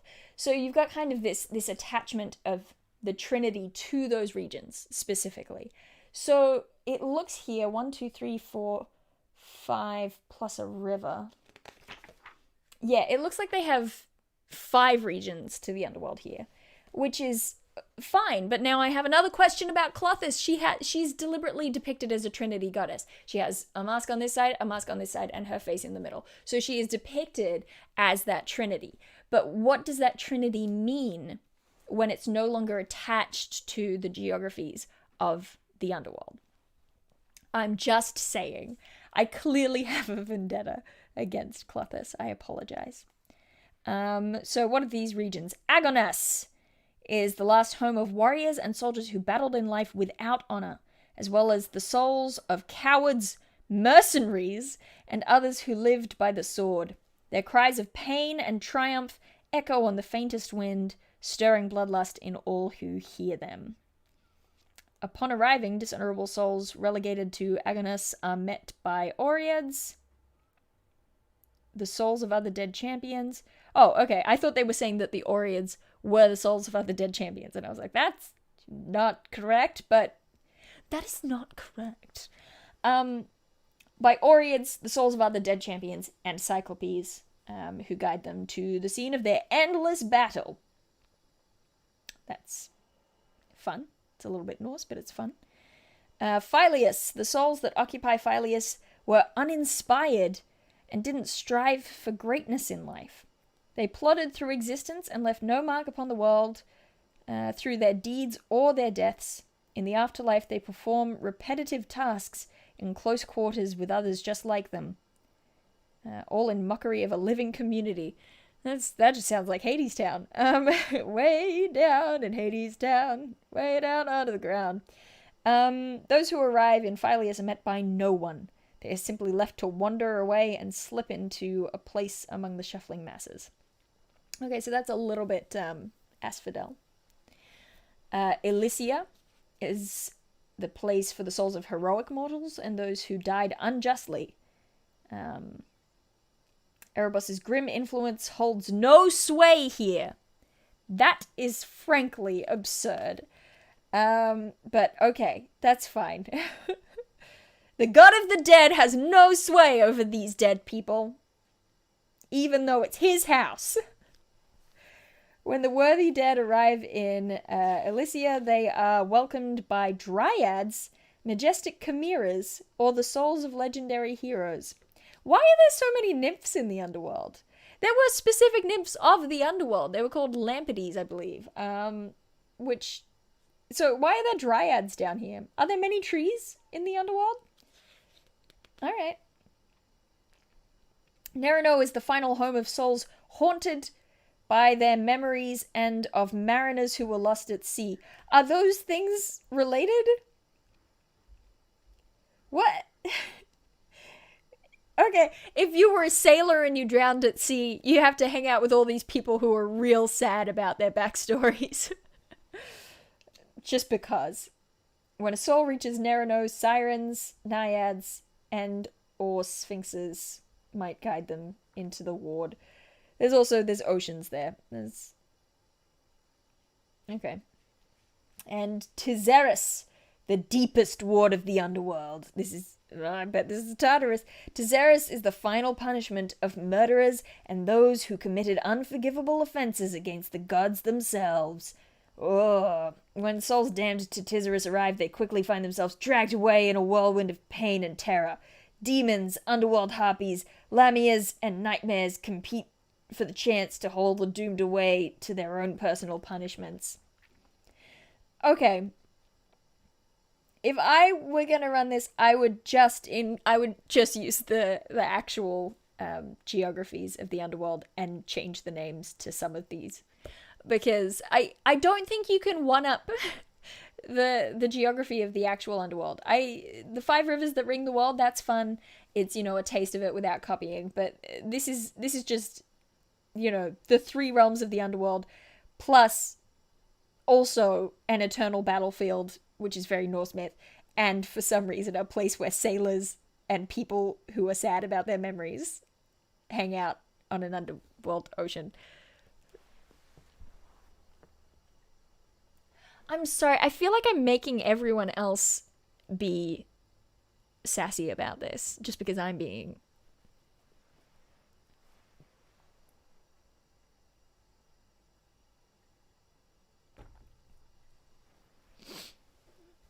Let's read about this river. There are 5 rivers that ring the world. Or is this just the river that ring... Nope. What? The Tartix River. The Tartix forms the boundary between the mortal realm and the underworld. It is known as the rivers that ring the world. It is formed from the confluence of 5 tributaries. There they are. Okay, great. Because I was like, how can it be singular but also the rivers? All right. 5 tributaries, each originating in one of the underworld's 5 wards. The Tartax is vast, with one... Sorry, the Tartix, I said it wrong again. The Tartix is vast, with one far shore impossible to see from the other. Countless drifting islands dot the river, some forested by leafless trees, others heaped with crumbling ruins. Still others are the domains of powerful demons and strange entities that death proves not quite able to claim. None of these tiny islands are hospitable to either the living or the dead. Do the dead need it to be hospitable? They're already dead.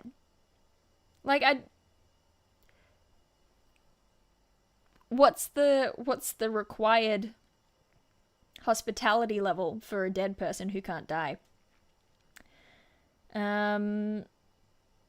Even the waters of the Tartix hold their own threats, both mysterious creatures that slither beneath its rippling waters, and their own infamous power to wash away memories and all sense of identity. Okay. I know I'm the worst, but I'm just saying, you've already got... They talk about the 5 rivers that ring the world, and that has its basis in Greek myth, but, I would have loved an expansion on that, because you have your, the river of pain, the river of forgetfulness, the river of, fire, all these things. They're... Did I mention the Acheron earlier? When I was listing rivers? Did I forget Styx, Phlegethon, Acheron? I must have. Leave. Tell me if I forgot Acheron, because that would be just such an embarrassment. I've been rewatching The Chain of Acheron. I say Acheron, they say Acheron. It's a nightmare. But I've been rewatching it. I love Slim just as much as I did the first time. Yeah, I don't know. I think if you're gonna... It's a disappointment to be like, here's the rivers that ring the world, and they have magic properties, and they're very dangerous. But we're not going to tell you about that. Instead, we're going to tell you about these sad sailors. I'm such a whiny whiner. I'm so salty. I apologize.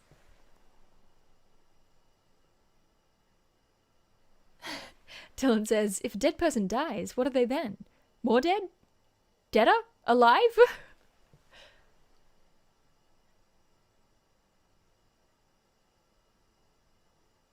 This is my I was just about to say I'm leaning forward because I forgot my glasses again, and then I found them beside me. They were there this whole time. What? She's full of eggs.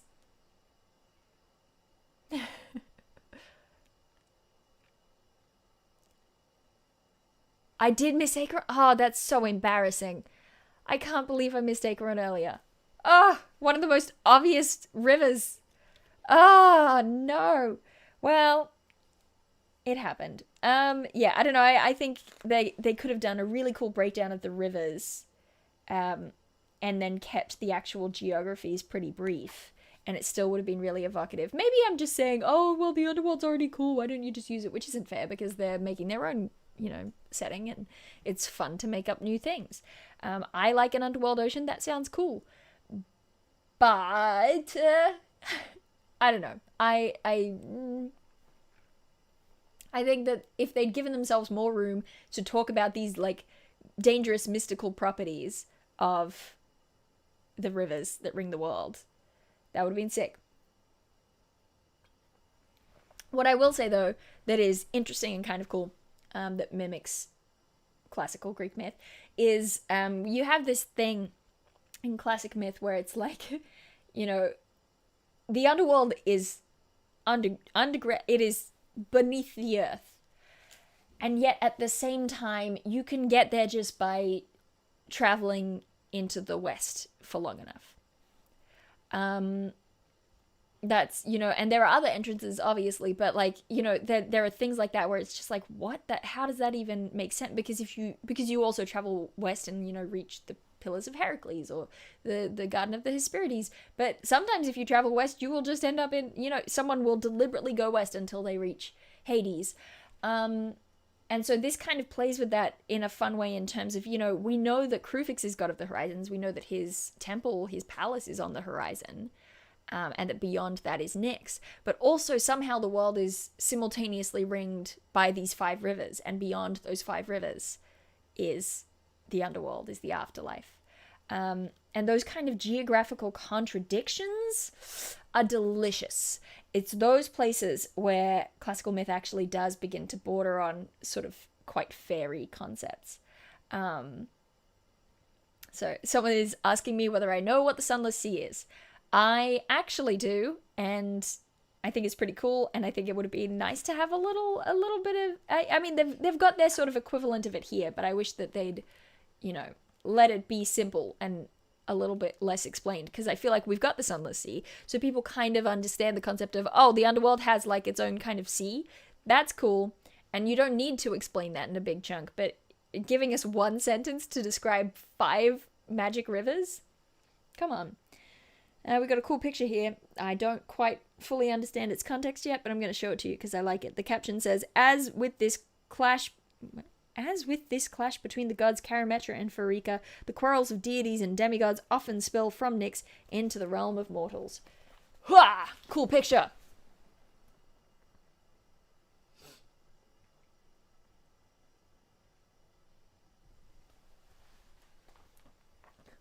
Bear says Theros is a Mobius strip. That is, I think, accurate. Creating Theros adventures. I'm going to kind of skim past this bit. Oh, but we've got Omens of the Gods. That's sick. That's awesome. There's like a full-on breakdown of the kind of the way that omens work in a setting with such, godly influence. So Omens of Iroas. Someone roll a d6 and someone else roll a d100 for me.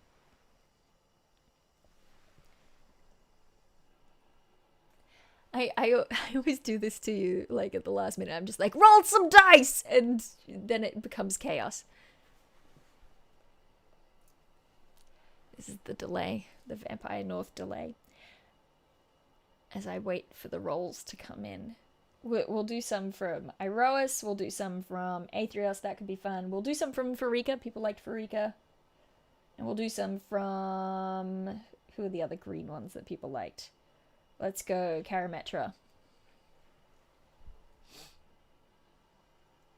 Okay, so we've got a 4 and a 19. So, Aetherios. We've got an omen that is... Wait, what? Huh?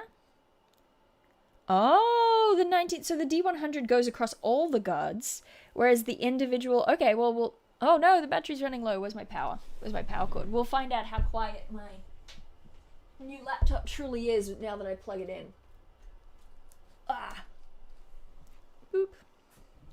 Okay, so we've got a 4 for Aetherius. We'll go... a veiled figure observes the character from a distance, then vanishes. That's an omen of Aetherius. Iros 19. Well, actually, what is 19? 19 is actually Erebus. Crows or vultures drop bones in an ominous pattern. We've got for Iros, we've got a 2, clouds lined by limbed? Clouds limined by, it's got an M and an N. I'm going to say lined. Clouds lined by sunlight take the form that resembles Iros. We've got a 6 for Karametra. Food multiplies or heals when bitten. Ooh, that's kind of cool.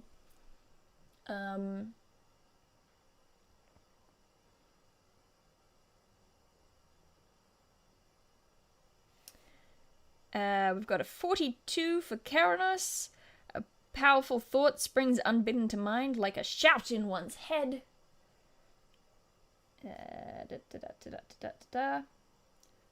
Freaka. Did anyone get anything in the Freaka zone? 73. Hundreds of snakes, spiders, or centipedes crawl from the ground. That is gross. I hate that. But yeah, it's just a bunch of cool omens. That's fun.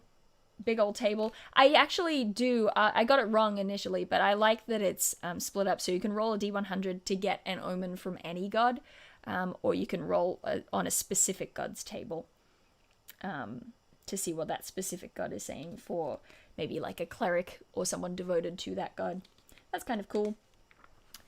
We've got a fun comment here. Dylan says, I always thought of those fun contradictions, the geographical ones I was talking about, as if you had to try to travel to the horizon without directions and eventually the world would fall away and you would end up in the underworld. That is exactly the kind of thing that I'm talking about.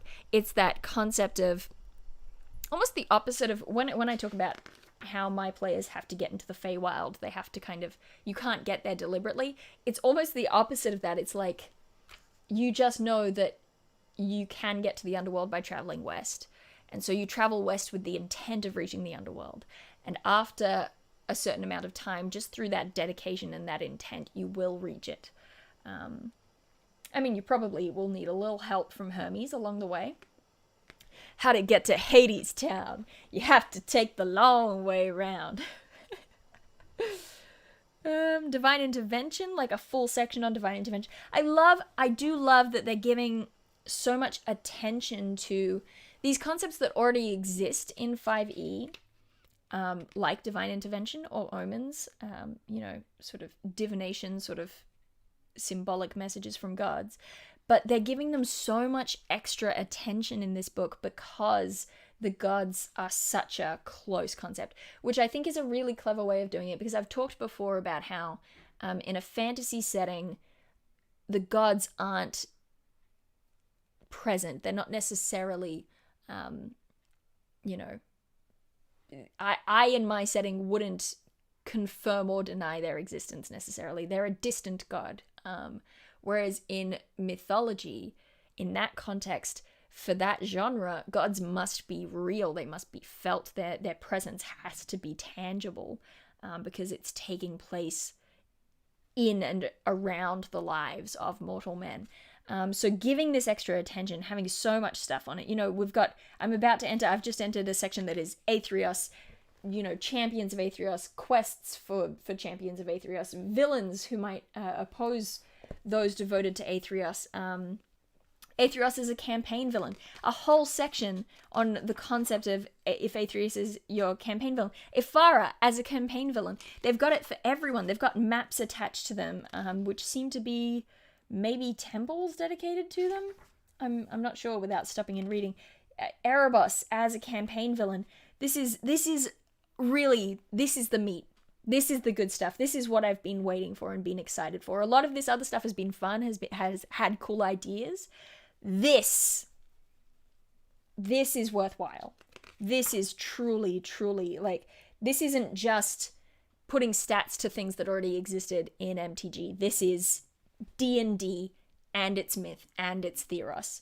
I love this. I love this. Heliod's divine schemes, Heliod's activities among the other gods can have a wide-ranging impact on the pantheon and the mortal world.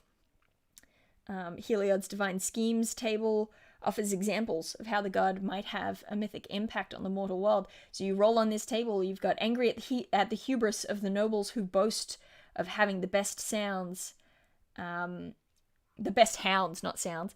Heliod turns all dogs into wolves and monsters that kill and run wild.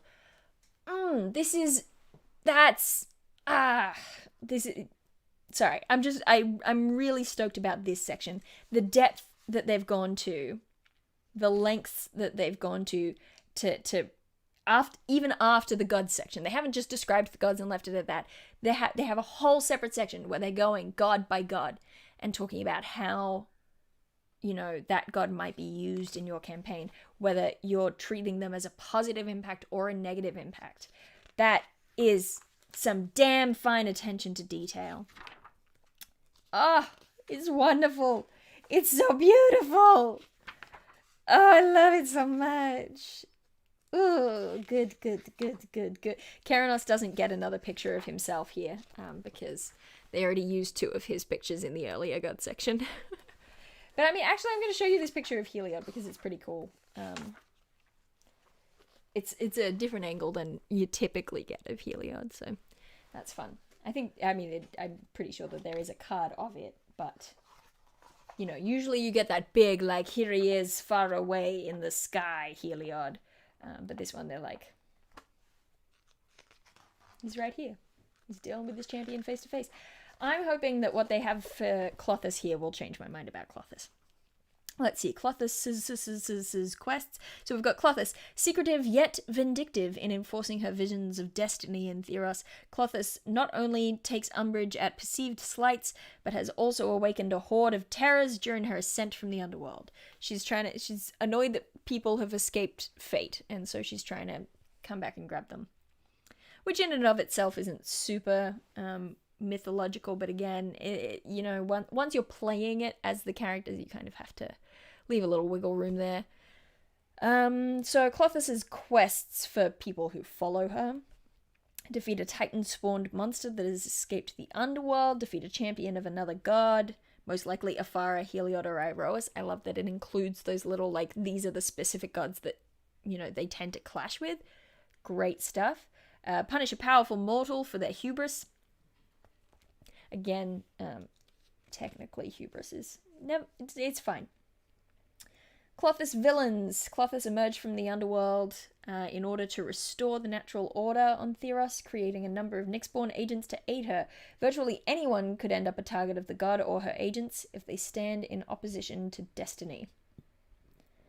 Various monsters rose from the underworld when Clothis entered the mortal realm, and her most zealous followers often see them as manifestations of her will. Some might goad these terrors into attacking communities, or... Okay, cool.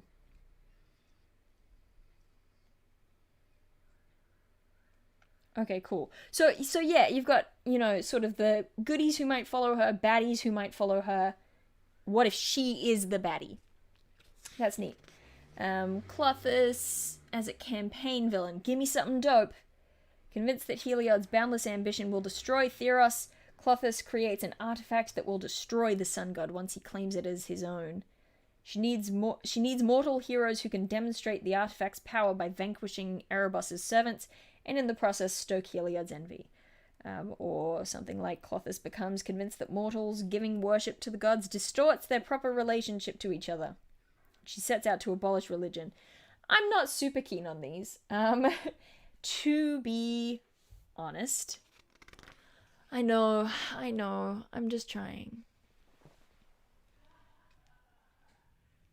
We've got a lot of feelings about... Yes, hubris is basically meant to be self-punishing. It's a sort of a pride comes before a fall situation. And it is, backed by the gods, but you are at fault for your own hubris, and you are at fault for your hamartia. Yeah, yeah, still not loving Clothis, but I am loving this sort of format so much. What is interesting, I think what could have been cooler with Clothis, the way that they're talking about her, and again, this is about MTG more than this setting, because this setting can only work with what it has, but the way that they're talking about her here, at least, is very much, it's much more sort of if Echidna, Mother of Monsters, was a good guy, you know? Or maybe not a good guy, but was lawful. So there's that thing of like, you know, sending monsters to do your bidding. So I kind of would have liked it if they just committed to that and had made her a rendition of Echidna rather than making her, you know, the Fates, but not. Yeah, I don't know. I think that would have been a cool thing to explore. Krufix is a villain. He can't be a villain. I love him so much. As a campaign villain, Krufix is most likely trying to maintain or restore the balance of power among the gods. He doesn't know the future, and his actions sometimes have dire consequences that he can't predict and wouldn't willingly cause. See, even as a bad guy, he's still kind of a goodie.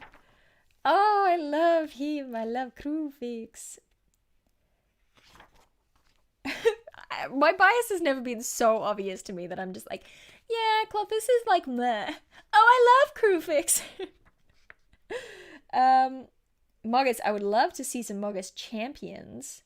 What have you got for me in terms of goodies of Mogus? Mogus's champions are extensions of his ability to wreak havoc in the world. Well, we're not off to a strong start. The God of Slaughter cares only for causing strife, and he uses his agents to heighten the tension between the polies, hoping to ignite an all-out war. In part, he wants to cause so much carnage that his brother eventually has no choice but to face him in a duel to the death.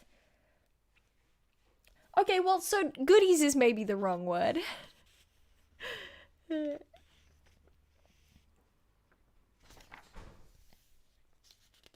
Oof, we got some cool maps in here, yo. I haven't been showing you the maps, but each of these sections where they talk about potential villains or gods as villains or that sort of stuff, they've got maps attached to all of them, which is very, very cool. This is the Canyon Shrine. Ah, this is awesome. This part's so good. And you know what? It's making up most of the book at this point. Let me see where it begins.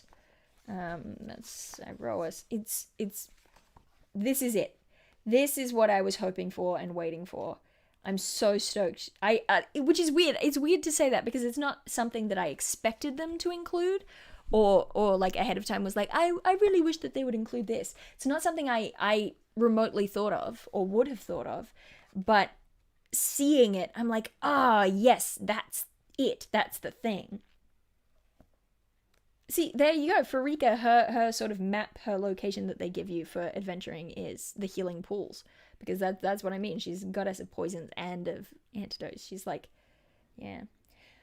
I love it. I love it so much. Perforas. This is dope. This is so cool. Volcano Temple. That's cool. Nylea. Sorry, this picture is so... This is so dope. I hope you could see that clearly. Isn't that just the coolest picture of Nylea? Not Nylea. I keep saying Nylea. I mean Thassa. Thassa. Oh my gosh. Y'all, my brain is disintegrating. Melting out of my ears and down my spine. It's useless to me. Ooh, hello. We've got an extension here. They actually do have a section on nautical adventures. They have a whole section on nautical... So, okay. So that section that I was just talking about is 109, page 109. Well, not quite. Let me skip. Let's be direct about it, shall we? That whole section that I was talking about is more accurately from page 116 to page 175. But then we get to nautical adventures. Now, this is fascinating. Why include nautical adventures if you're not going to give us anything to sail to on the Dakra Isles? Interesting choice. Sailing the sea just as on land, everything in the waters of Theros exists on a mythic scale. Well, map 3.1 in chapter 3, I don't know what that is. Suggests that travel across the Siren Sea should take only a few days. It is hazardous, and countless uncharted islands can make what should be a journey of a month a year-long odyssey. Okay, well, let's try 10 years if we're talking about an odyssey. Dig it, Odysseus. Okay, to begin any nautical adventure, heroes must take that first, often daunting step away from dry land. The Adventures at Sea table provides a variety of story ideas. Find a lost temple of a god. Find a whirlpool that has a passage to the underworld. Why?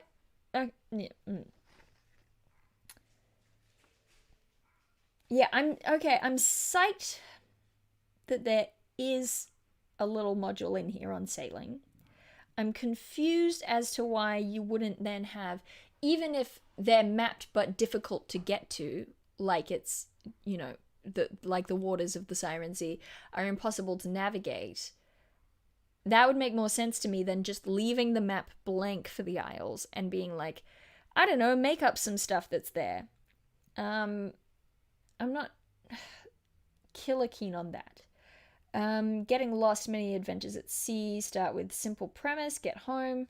Whether the tale starts with characters getting marooned or in the aftermath of some calamity, the characters might share the goal. I mean, quite frankly, I'm wondering if the Siren Sea is that difficult to navigate, why does anyone in Theros travel by sea? I understand that the answer is because in Greek myth they usually travel by sea, but in Greek myth usually you're not getting lost because the sea itself is impossible to navigate. You're getting lost because you're trying to get somewhere and the gods are pushing you off course. Yeah, I don't know. I don't know how I feel about this. If it was one or the other, I think I would be happier than I am right now because I'm just a little bit like, if you have it, then why didn't you go all in? I would love to know what the sort of writing schedule on this was, like how much time they had to work on it, because then maybe I would understand where some of the work went to, rather than places that I would love to see fleshed out.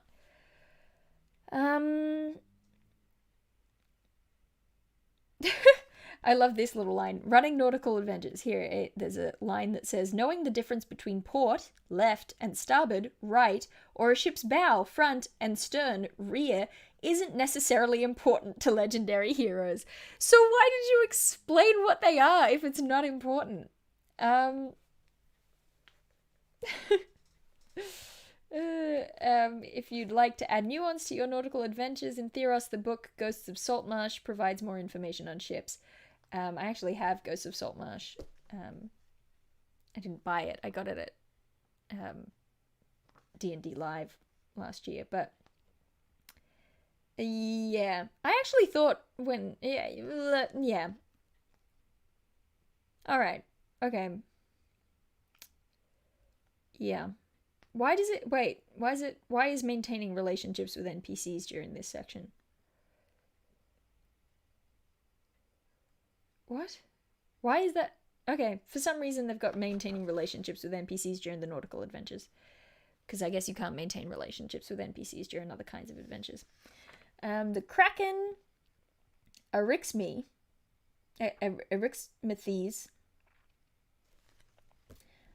carries the ruins of a lost city affixed to the length of its spine. So the Kraken is both a Kraken and Atlantis.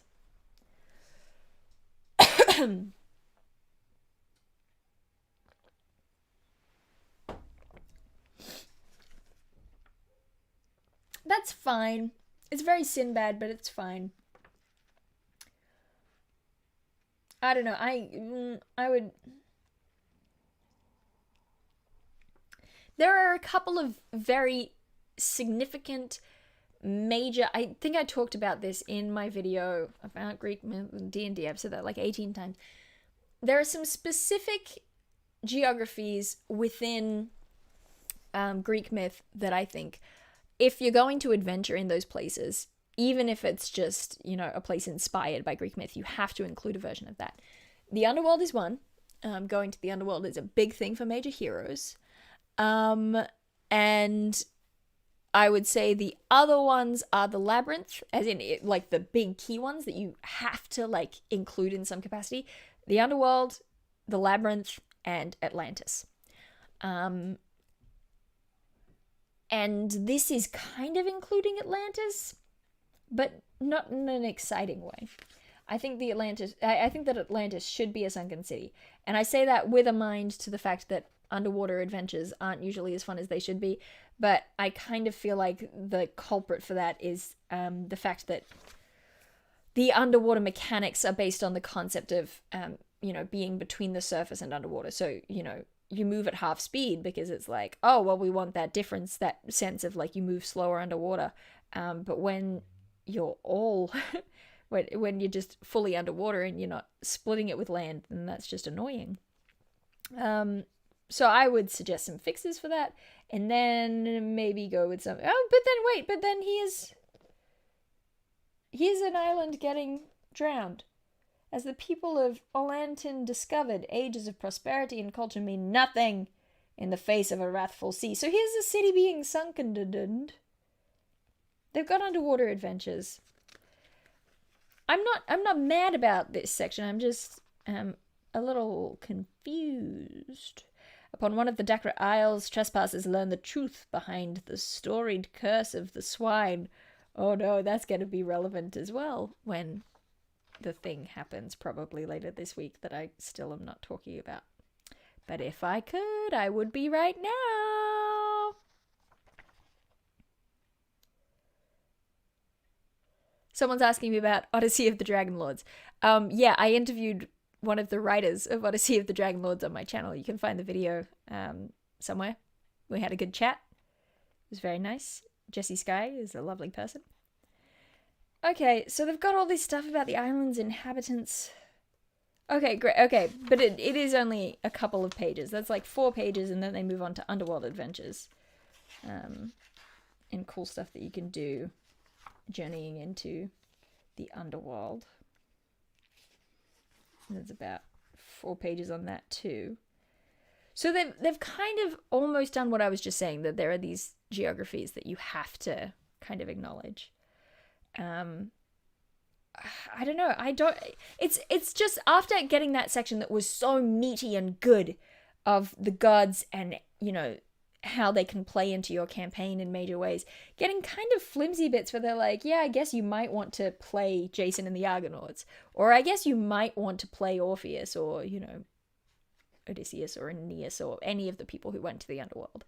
And they're not giving us, like, they give us a bit, and it's some cool stuff. I don't know. I think I would have liked it to be meatier than that. I would have liked it to be,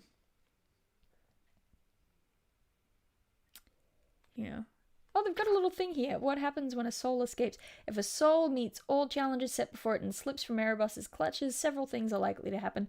The soul becomes a true physical being. It is in a new version of its body, a physical manifestation of the soul's perception of itself, which may not be identical to its former body. The soul's former body has no further connection to the soul. It's an inert, empty shell.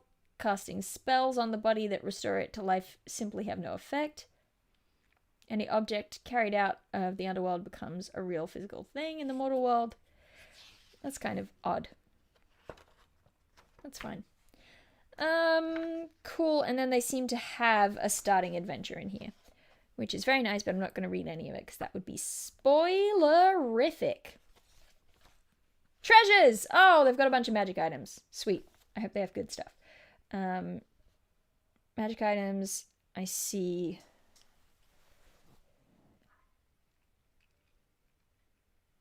Yeah, okay. Alright. Dalakos is making stuff in that Kraken shell. Forgot about that. Okay. Interesting. Also, this is interesting, keeping in mind some of the stuff from the thing that I'm not talking about yet. Okay, so we've got Flying Chariot, Helm of the Gods. And it kind of implies that, each of the gods has a helmet that does magic things. I will mention none of them are a Helm of Invisibility, which is a fascinating choice, given the setting. Cool, some potions that do some stuff. Potion of Aqueous Form. Pyxis of Pandemonium. Oh, it's the, or it seems to be. Is it? Maybe I'm lying. It might be Pandora's box. Without reading it in great detail, because I have kept you here for a very long time, and I'm very apologetic about that. Siren Song Lyre, Sling Bullets of Alphemony. The Two Birds Sling. Oh, and then we're going straight to artifacts after that. Okay. Really? Oh, okay. The Hammer of Perforas, the Bident of Thassa. Yeah, the Spear of Heliod, the Whip of Erebus, the Bow of Nylea. Yes, those are very cool. I knew that they would include them because they're things that are like artifacts that you can play with in Magic the Gathering. Yeah. And it's fine. I can see why they've been included, and they're very, very cool and powerful. Part of me is like, shouldn't you only get those things after you have defeated a god? Maybe not. I mean, gods lend their stuff to mortals to get jobs done, so I guess I could see a game in which it's like, here you are, great hero who is devoted to my service. You can have this warhammer and use it to smash bad guys. So that's cool. I kind of would like to see more stuff in between that was like, you know, lower level appropriate, if that makes sense. I'm also a little surprised. I mean, it's good for me for reasons, but I'm a little surprised they have like a full-on picture of this satyr getting kitted out with the wings of Dalakos, which are the MTG equivalent of the Theros MTG equivalent of the wings that Icarus and Daedalus wore to escape from Crete. But they don't have the wings of Dalakos. Oh, I'm bumping things. They don't have the wings here. That is an interesting decision. I'm also surprised. There's Greek mythology is so full of magical artifacts. So many of them. That, you know, there's stuff that's not here that I would really have expected to see. The Golden Bridle, you know, even if the iconic weapons of the gods are different in this, including some of the iconic weapons of the gods from Greek myth, I would have expected.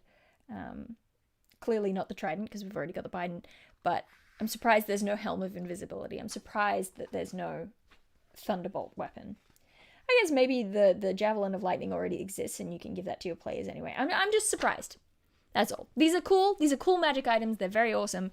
I'm surprised that some things that are huge, significant parts of Greek myth seem to be missing. Yeah, the golden apples. There's, yeah.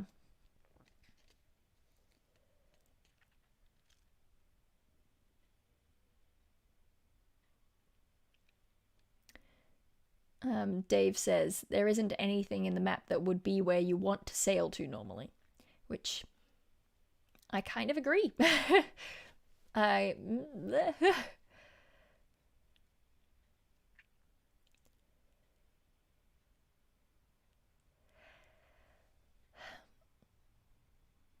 Yeah, that's just it. Rizvenich says, I don't imagine the gods would give out their personal toys too frequently, so I agree with you there. There needs to be a step down. Yeah, I kind of, that's kind of how I feel, because it's like, when it comes to like the armor of Achilles, magical armor, very significant in Greek mythology, it was made for Achilles by, I always called him Perforas, Hephaestus, rather than it being the armor of Hephaestus or Ares or someone. And you get ones like, yeah, the Golden Fleece, that, yeah.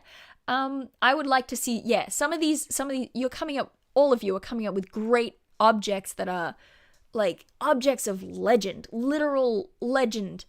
And I would have expected a really big section on magic items there. And it's just a couple of pages. They're a cool couple of pages. They've got good stuff. And also artifacts are such a bigger item type, you know. But yeah, I don't know. It's taken me by surprise. That's all. This is a cool picture of a Triton. Arachnophobes look away, but I'm going to show this picture because it shows a really cool Triton.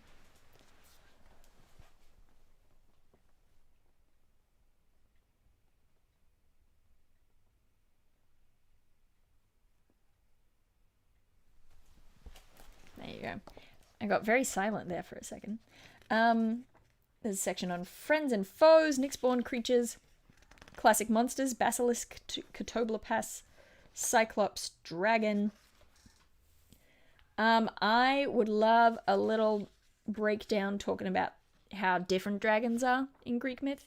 You know, if you just drop a D&D dragon in, that's a very European format of dragon. I would like to have sort of, you know, the Greek drakes, the sort of worm style, you know. Here's a big, long, dangerous thing, but it doesn't have wings. Kraken. We all already know how I feel about the Krakens. They are fine, but give me Charybdis. Lamia, Medusa. Medusa's often called Gorgons on Theros. Are associated with Pharika, but they're still monsters in this. Okay, well, I mean, they're sentient and sapient, but...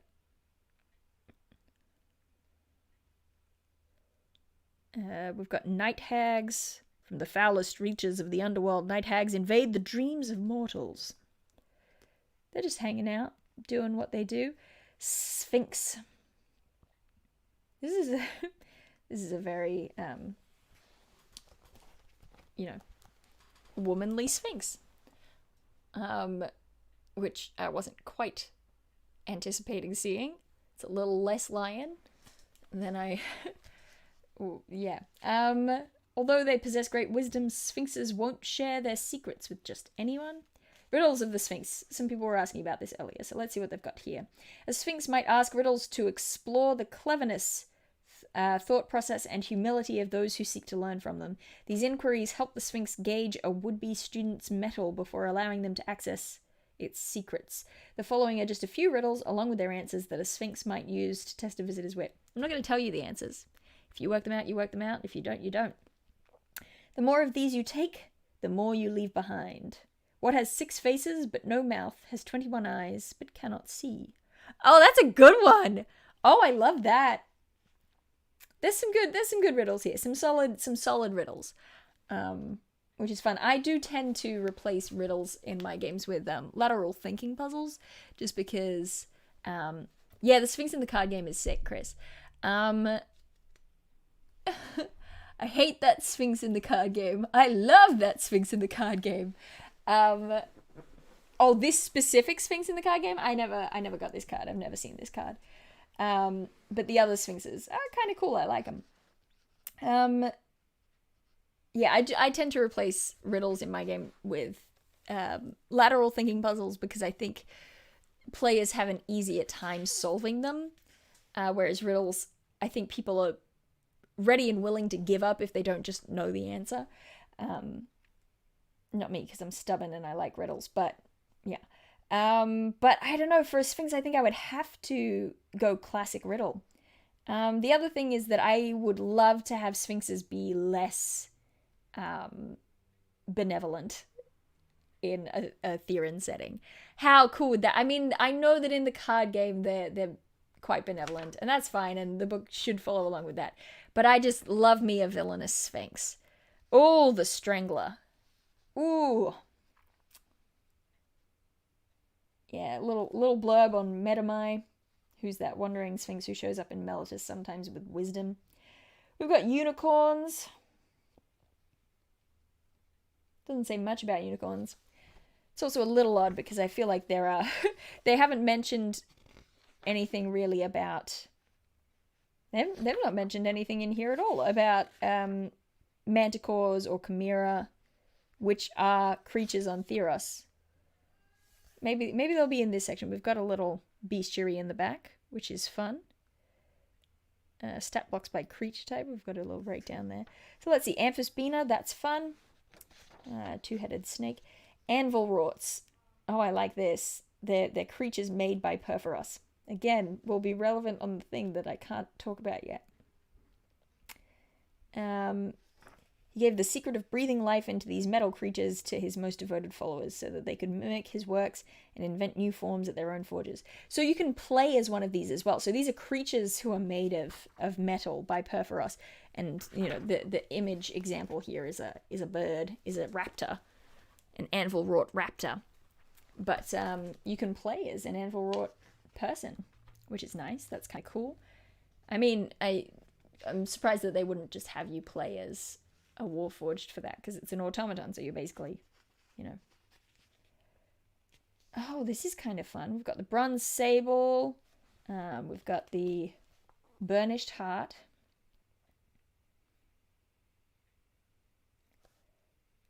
I'm just looking for a little more deets about the burnished heart. There we go. Among the first anvil wroughts to be forged by Perforas. Oh, this is interesting. For reasons. Cool archons. They've included archons. That to me seems like a little bit of an odd choice, because the archons are such a vague portion of the setting in the card games. Like, I know about, like, they existed and they were there and Meletis defeated them and blah blah blah. But I don't know. I think did we need a whole thing on? Well, not a whole thing. They have like 2 pages. I'm just saying. That's me again. That's me being bitter and biased because I don't love the archons. As much as I love the word archon, I don't love the archons in Theros. Okay, we've got some Cerberuses, or Cerberi, I should say.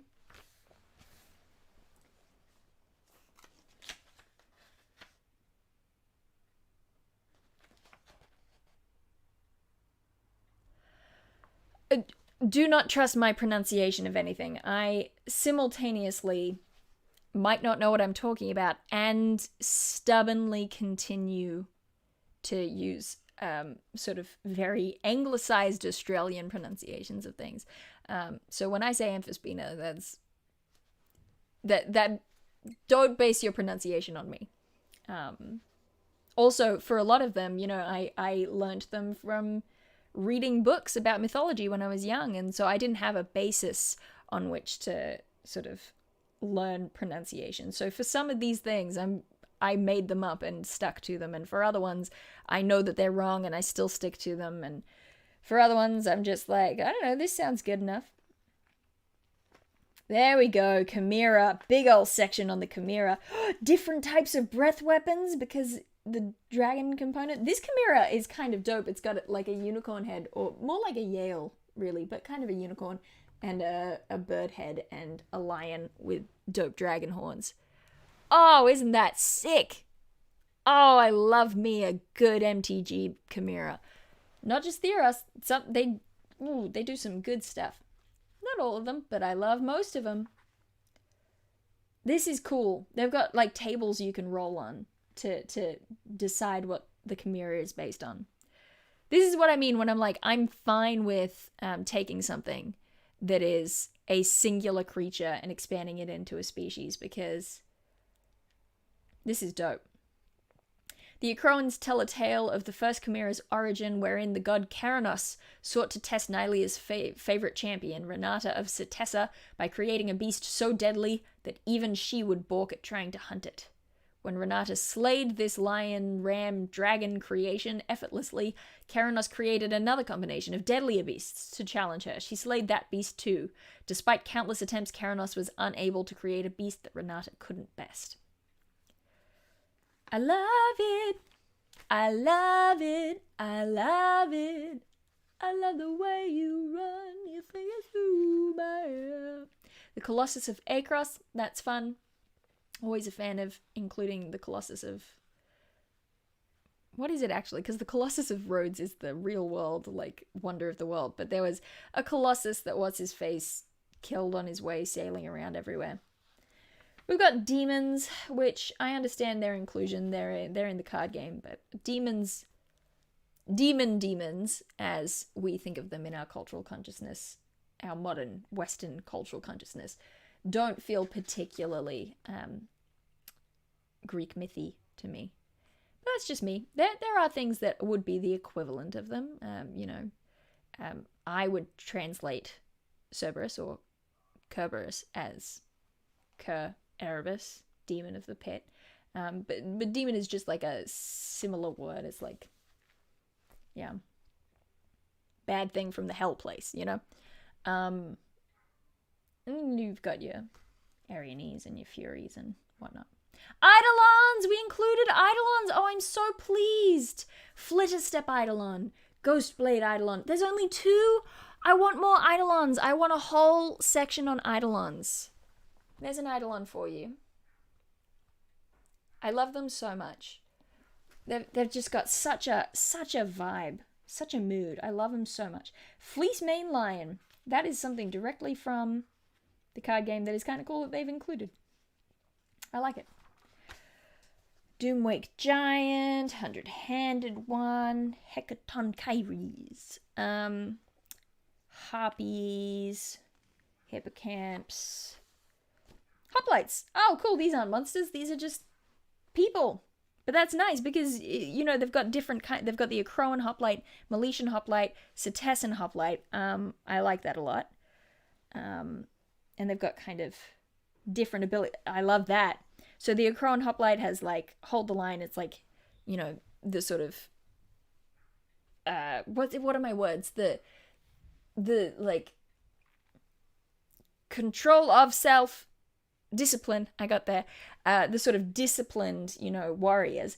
Meletian Hoplites, they have spell casting because that's kind of their thing. They're not the best warriors by any capacity, but most Meletian soldiers, as part of the Reverend Army, are taught at least some spells. So that's a really cool feature. Whereas the Cetessan Hoplites, they've been given pack tactics. Isn't that dope? Because they're more wild. They're, you know, in the woods all the time. They're more like squads of hunters than they are like a full-on army. Hydras! What? We've reached the Hydras. I'm sorry, that must have gotten very loud, but I'm very excited.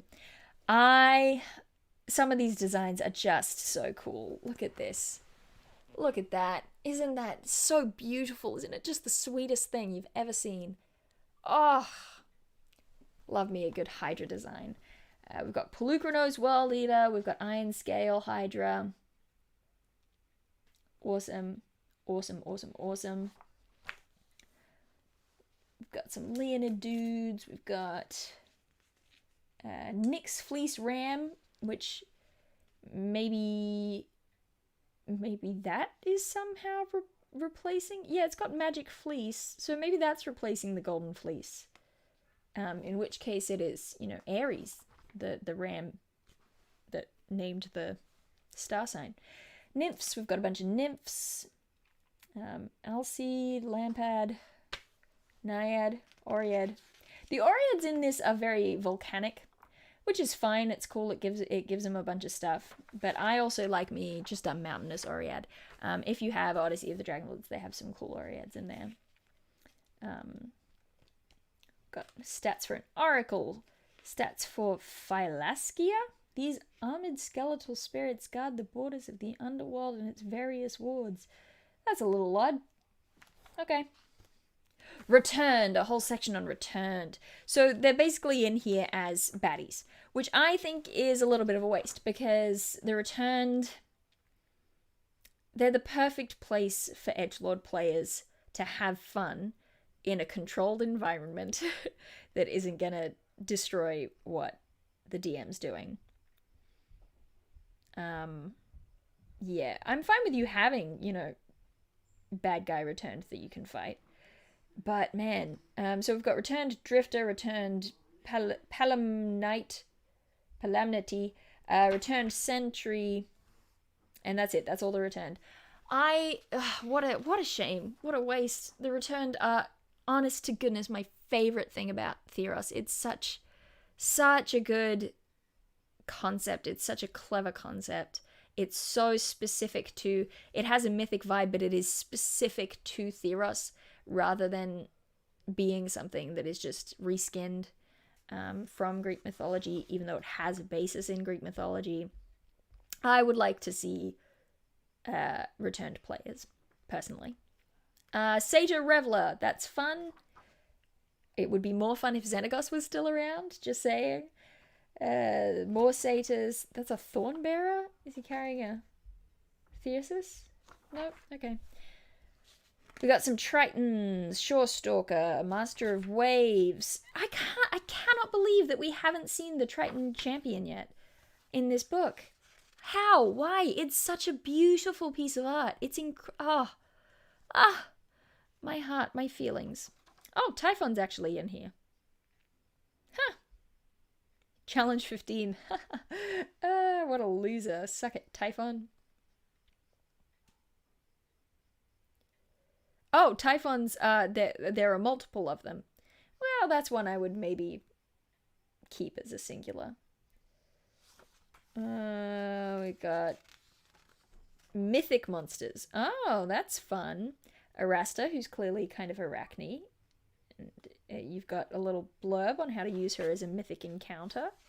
You've got a whole little section on her lair and things like that. That's fun. Hithonia the Cruel, who seems to be a Medusa.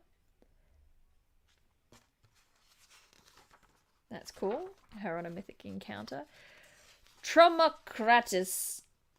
What are you? Most Krakens roam the seas, shattering skulls and scattering fleets, but the Kraken, Tromocratus, notoriously vents its wrath on coastal settlements. So it's the dragons of Joppa?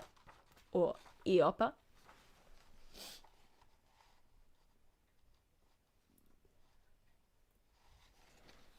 Someone is asking for me to... Oh, I reached the end of the book. That's it. That's the last thing. We're done.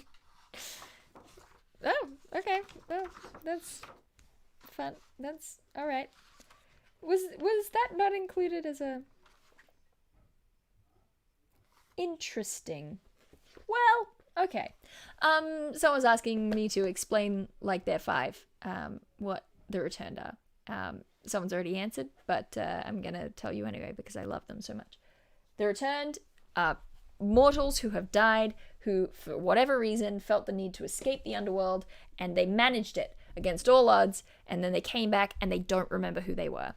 And it's so appropriate for edgelords. It truly, truly is. It's, you know, you get a little bit of amnesia, you get a little bit of an edgy backstory as a dead person, but it still fits within the context of the story. So it's not going to break anything that the DM is running within Theros.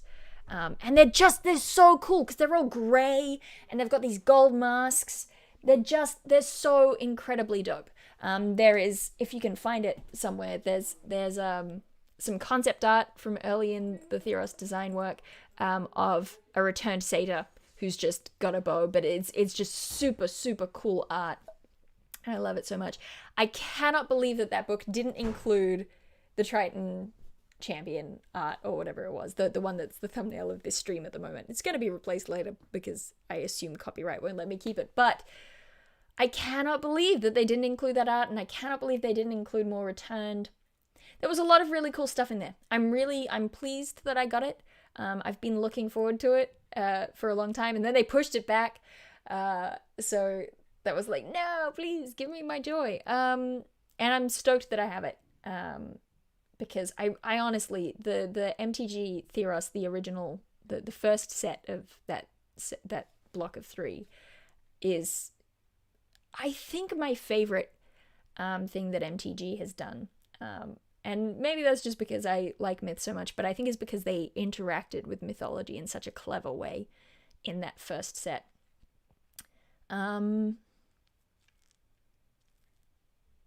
Yes. It is weird, isn't it, Dave? Weird that they didn't connect the returned to what happens when a soul escapes. I mean, they must have in some capacity. I probably missed a bit because I was jumping around and not reading the whole thing. But Triton Fortune Hunter! Yes! Yes, that's my guy! Thank you, Phyrexian Juggernaut. This whole stream, and it's been a long stream. You can see we've been going for 3 hours. I've been trying to remember his name and just calling him Triton Champion because I can't remember and didn't want to drag it down. And my phone's not here for some reason. But, thank you. You saved me, Triton Fortune Hunter. Is that not the coolest piece of art in the world? So, yes. Anyway, I hope I wasn't too much of a, I don't know, a dirty mop. I just made that up, but it feels appropriate. I hope I wasn't too much of a dirty mop while talking about it. I genuinely think a lot of that was really fun. I'm so stoked about that. That section on how to use the gods in a campaign set in the world was super, super, super cool.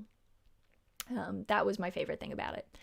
Some of the other bits I think could have been fleshed out more, and I think it wouldn't have been too hard to flesh them out more. Something like including the Returned as playable was maybe beyond the reach of what they were sort of willing to do while they were working so hard on other sections.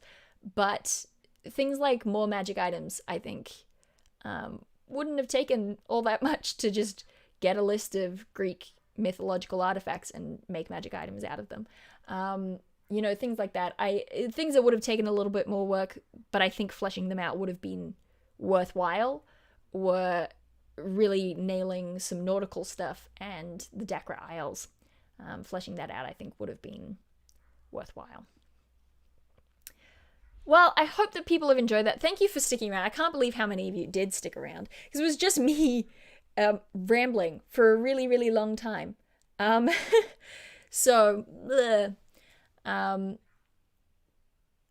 I like that they were doing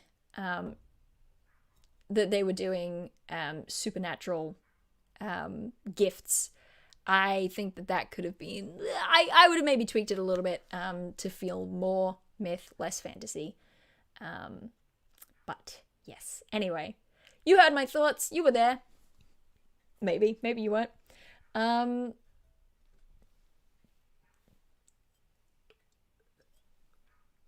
I hope that you at least enjoyed this or found some of it interesting. Yeah, page count is a limiting factor. I agree. But I think there was some stuff that they could have lost and replaced with other things. But that's fine. They made their choices, and just because they're not the same choices that I would have made doesn't mean that they were bad choices. It's just, my particular view as someone who has been working in the zone of, or hobbying at the very least, in the zone of these three things for a long time. So, there you go. Tree 33. If you have missed the entire thing, that's okay, because it should be going up as a VOD. You can watch it. And yeah, it's been long. Thank you for sticking around. I won't keep rambling at you. But I was very excited to go through and just sort of say my thoughts as they occurred to me. So thank you for indulging me. It's 4 a.m. Oh my gosh, Dylan, no. Why have you done this? All right. Well, I am definitely looking forward to diving into Theros. I genuinely think that it's such a worthwhile setting.